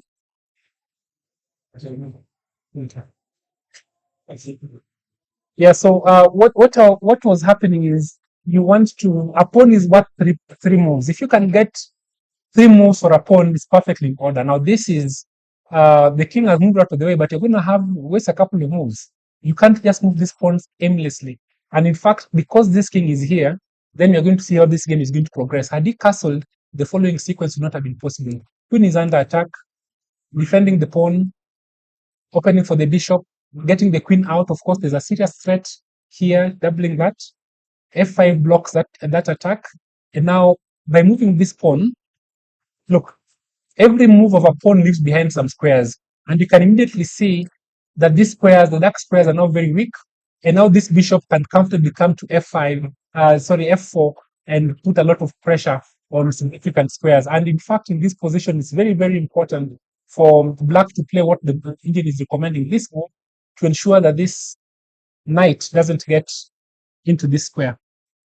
I have a USB device not recognized problem, and I'm trying to figure out what it is. I'm not able to.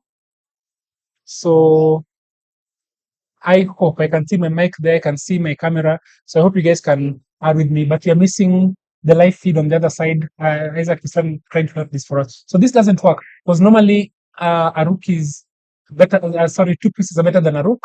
So this would be a very big mistake for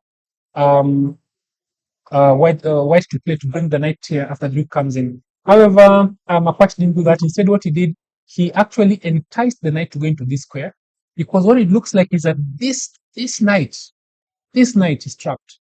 From here, where can it go? It can't go there. This king captures, pawn is defending. So really, all 6 squares that the knight can go from the 7th rank are all covered. Unfortunately, or fortunately, our very nice white Wanyuke has put in store for us one of the first events moves of the tournament that we really want to see, and that is the move. That was his plan all along, to give out his knight, the king takes it, and then as if that's not enough, he goes ahead and does what? Gives us a bishop as well. Give that guy a cookie. Knight sacrifice, bishop sacrifice, you take it, he takes you the queen check, king goes back, and you know what he does?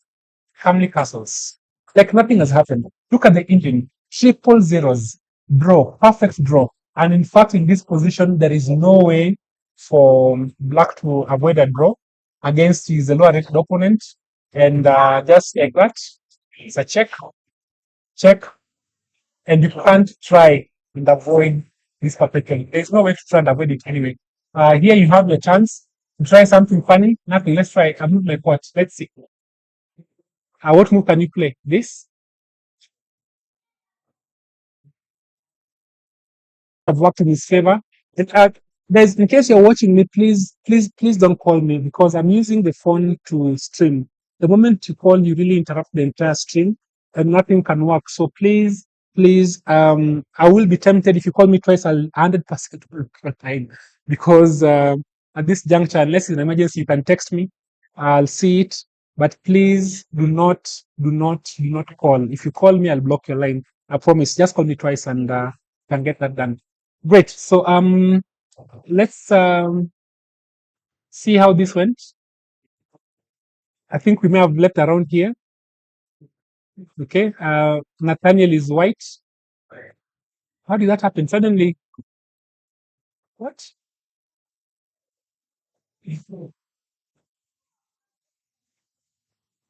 This makes no sense at all.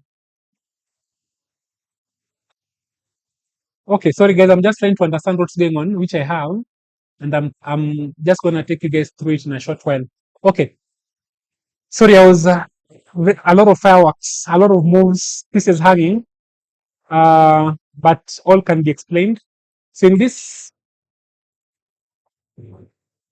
okay, the bishop's opening, that's what it is. When you play the second move, bishop c4, it has its proponents, it's a good move, it has its value, but so in this position, the bishop moves a second time. You don't want to do that. You want to move a piece only once until you finish development, unless you really, really must. And in this case, then the fact that you have to move the bishop back to b3 already becomes a problem. We didn't like this move by black, and I thought you'd lose the game because of it. But then the opponent was very kind and didn't really play. The natural move here is just to play e4 immediately. First, because you're opening for your bishop. The opponent has given you the chance to put this pawn together. This pawn, this is called a super center. This is what you're looking for to keep, you have perfect center control. Your bishop is open. This second bishop is open. Your knight can come out to c3. This other knight can come out to this square. And remember that a move like this now, there are always risks of move like this. Not necessarily now, but this is a real possibility because these dark squares become a serious problem.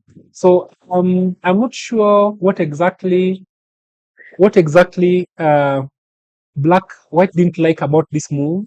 I really think that they should have played d4 here. It's a very natural move. It unleashes the bishop. Already we are talking about dark squares. That should hit you. You can see immediately that the pawns are on light squares. These dark squares are weak, save for this saving grace. And this saving grace, a lot of things can go wrong if white is not careful, and if black is not careful. So this is that's what should have happened. It didn't happen. This is what was played instead. Quick castling, no problem. Okay, so I'm not sure what this move does. I sort of get the impression that it is an idea to save the bishop because this bishop right now, if it's attacked by this knight, then it doesn't. Oh, it's an escape square. So I'm not sure what the plan is. So one of the key things you want to do as a player is make a plan around which your pieces are going to develop. And sometimes people say that a bad plan is better than no plan at all. At least make a plan, have an idea what you're trying to do with your pieces. I think this is part of a plan, but I don't understand it. Before you move a pawn, make sure that the pawn move adds value. At this juncture, this knight is not in the game, this bishop is not in the game, this rook is not in the game. Again, this move is begging to be played. Controls the center, opens for your bishop, opens for your knight. A lot of things can happen. For example, this knight could end up going here, going there, or it could end up going here. Then from here it can go here, or it can later go here after the rook moves into this square. Then the knight can go here, or or just this pawn can move up. Then so many opportunities are possible, but it starts with making the move d4, which is the natural move. That was not done. And d3, again d3, you have to think about what your pawns are doing. So these pawns support this pawn. They really block off this diagonal. But what is black doing in that diagonal? Absolutely nothing. The real problem is that black has this square for the knight. Black has this bishop. So the move you should really think about is this move. The only time you don't want to make that move is because when you do it, then this pawn becomes a little bit weak because no pawn can defend it. But is that a problem? I don't think so. A move like this, do you have options? Of course you have options. I'm even thinking you may consider a move like this at some point without really worsening your position much, because then again, if someone picks, you maintain a very strong center. I'm ignoring the computer. I'm giving the moves that I see are potential moves to be considered in the position. So you really want to pay attention to what your pawns are doing. D3 is a bit passive, doesn't really attack much. Of course, in this position, now suddenly, yeah, again, the bishop is moving for the third time.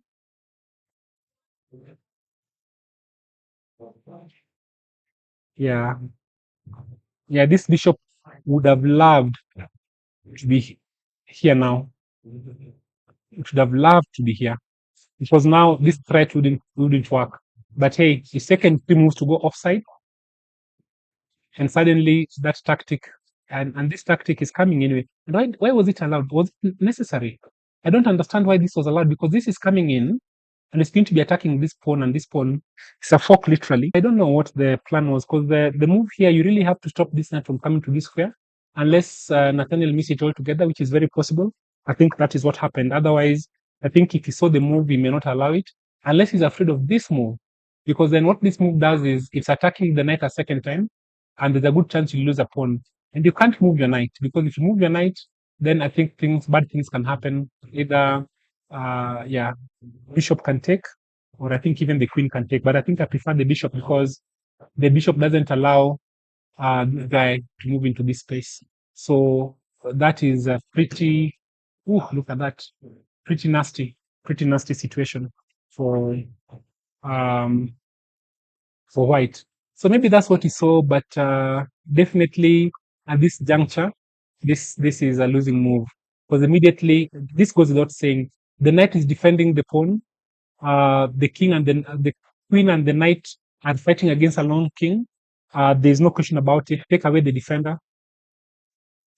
Ooh, that was a nice move. And what he did, immediately I thought to just pick immediately. But then this is even a very good move because what it does, it attacks the queen.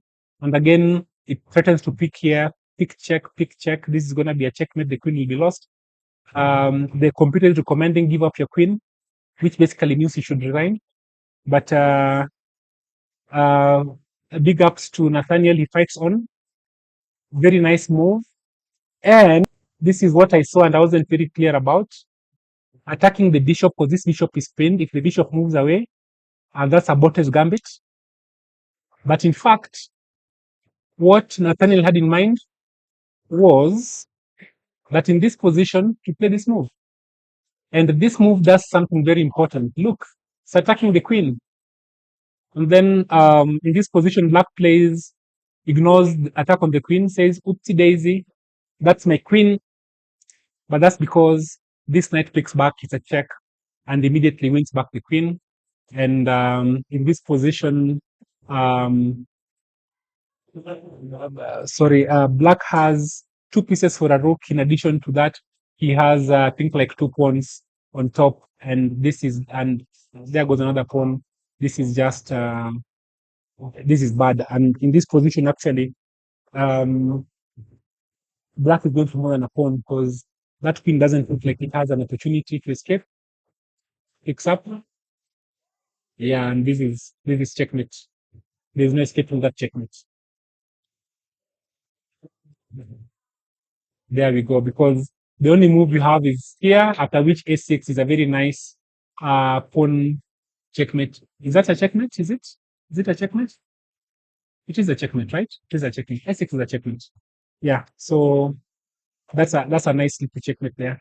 Anyway, I think we've spent a lot of time on that game. In the meantime, Gonthon has won against Sinu Jadon. We didn't have the video of it. We weren't able to reconnect the videos, unfortunately. It is what it is. We do our best, but it doesn't work. So this combination of a fight between, I don't think there was a chance thereafter. He didn't take his foot off the gas. I think maybe here there is a move, but these are computer moves, not easy to find really. For this move seems like it allows a check from the side, and these kinds of checks are not really the easiest things you really want to do. So these are not moves like agreeing to pin your rook. Nobody's doing that naturally in this such an open position. So I think it's a very tough fight, and this is a very important lesson on king safety. The difference in this position, everyone has 3 pawns: knight, rook, and queen.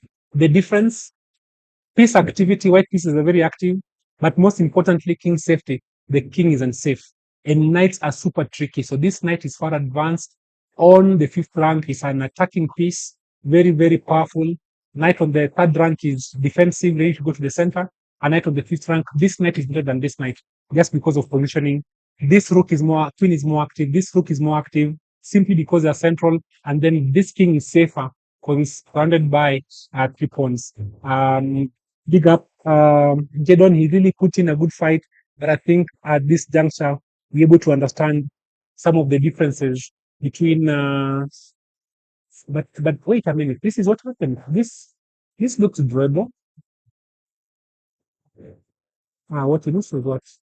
He needs to centralize. This is what he should have done. He needed to centralize. I think this is a move that wasn't very obvious. Centralize. I think what was afraid of was this check, but I think this check will just bring back your knight, if I'm not mistaken. Because even though, oh no, that doesn't work. He's exchange everything, and that position is lost. Oh yo, what am I saying? Okay, interesting. So what's then? It doesn't work.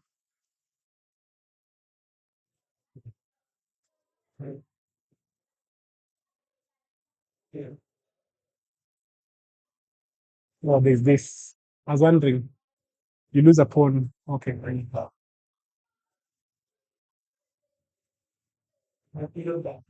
Save the pawn fast.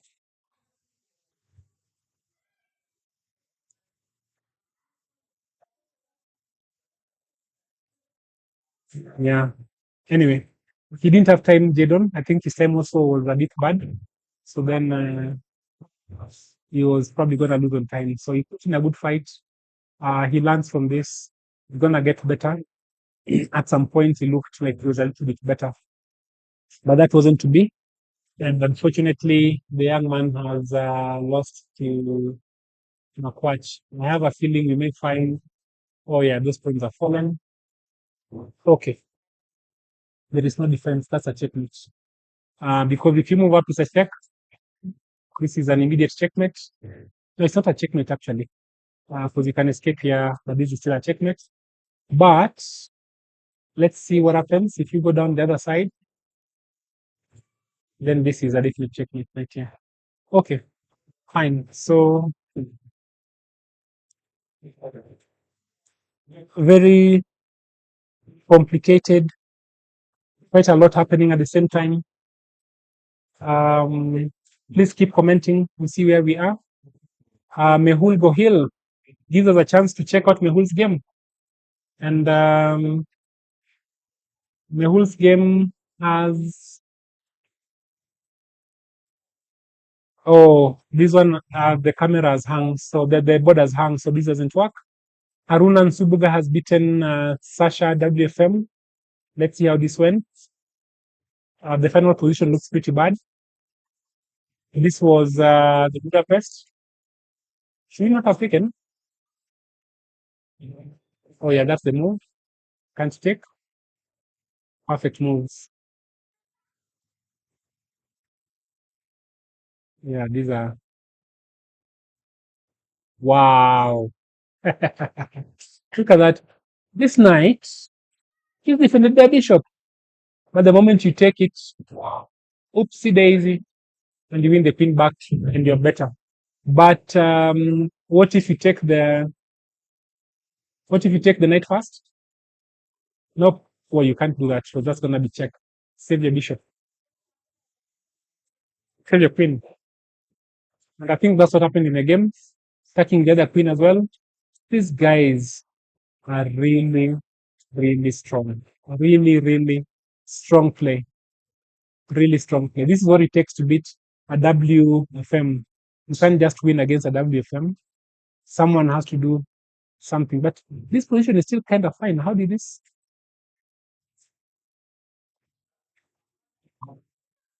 I don't understand. Oh, she missed this move. She missed this move. She missed that move. I don't know if because she saw the time. I don't know what it was. Because these two guys are under attack, right? I've seen what it is. The idea is that if you take this bishop now, he checks here and takes your rook at the far end. So what you do first is before you take that bishop, first you take this pawn. And that's a very serious threat because you're threatening checkmate. And I think now it's very important for black to get a draw.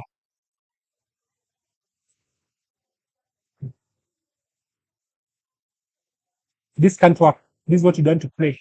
But that doesn't work either. You lose a bishop. So what's the idea? Doesn't work. There's this threat. Interesting. Wow. Anyways, I don't know how Sasha lost this or why, but she seems to have played a very good game. Yeah, I think at this juncture,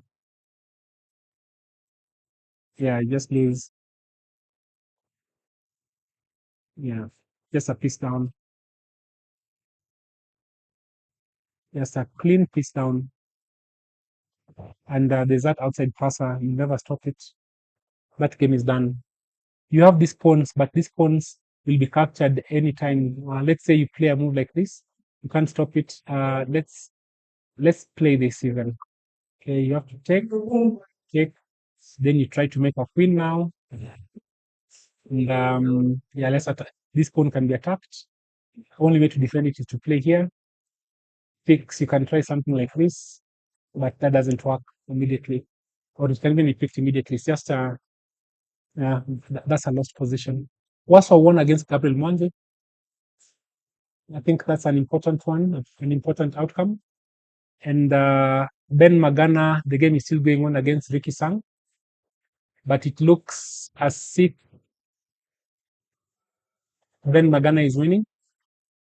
Not as if. Ben Magana is winning. He has 2 pawns and 2 pieces for a rook.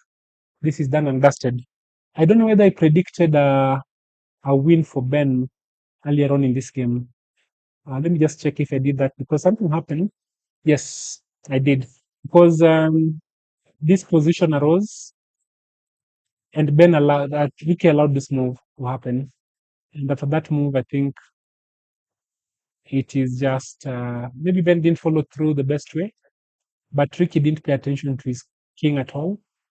And suddenly he has serious problems. He has very serious problems. Ben does this all the time.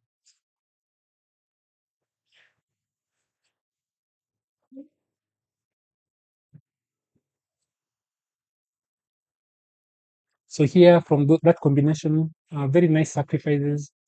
He just sacrificed an X inch here. The idea behind that sacrifice is that he's getting these 2 pawns. He's getting that pawn and that pawn, and possibly that rook. So in this case, that's exactly what happens.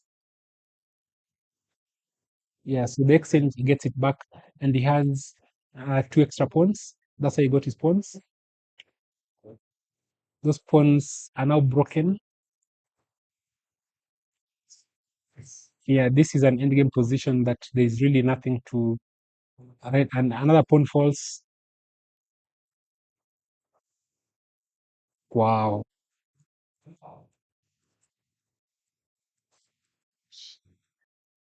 Really, that's reasonable. Okay. Wait, the game hasn't ended. No, Ricky, come on, Ricky. Ricky is called Ricky, but come on, Ricky. No. This one you should resign, I think. Okay, let me not say that. I was winning a game against some lady who's a master for many years, I think, and I was completely winning. And then all of a sudden, I made a move, and she gestured, she extended her hand. I thought she was resigning, but it was a stalemate, and I couldn't believe it. So maybe that's what Ricky's playing for, but that's not going to happen in this position. I think he better resign. And then what's going on here? This is one Panchol one against Chitundu. So the push-up didn't work this time. Let's see. Where did we leave it? Yeah, I think Chitundu made this move. I remember what I said, picking with the knight was a bad idea. And that was definitely not a good idea, because it gave a lot of freedom. And it's very hard to justify that kind of a move. Then again, allowing this kind of a move, this is not, come on, this is not good. So in fact, this move is a very bad move as it is, because it allows this move, and now when the queen moves and the bishop is picked at some point, I'm surprised. Then you have to pick with that pawn. I'm surprised that actually is what happened, because yeah, Panchol is not letting go of this. White is on the back foot. Sorry, black is on the back foot, and really there's no, yeah, there's nothing. This is just conversion, straight up conversion.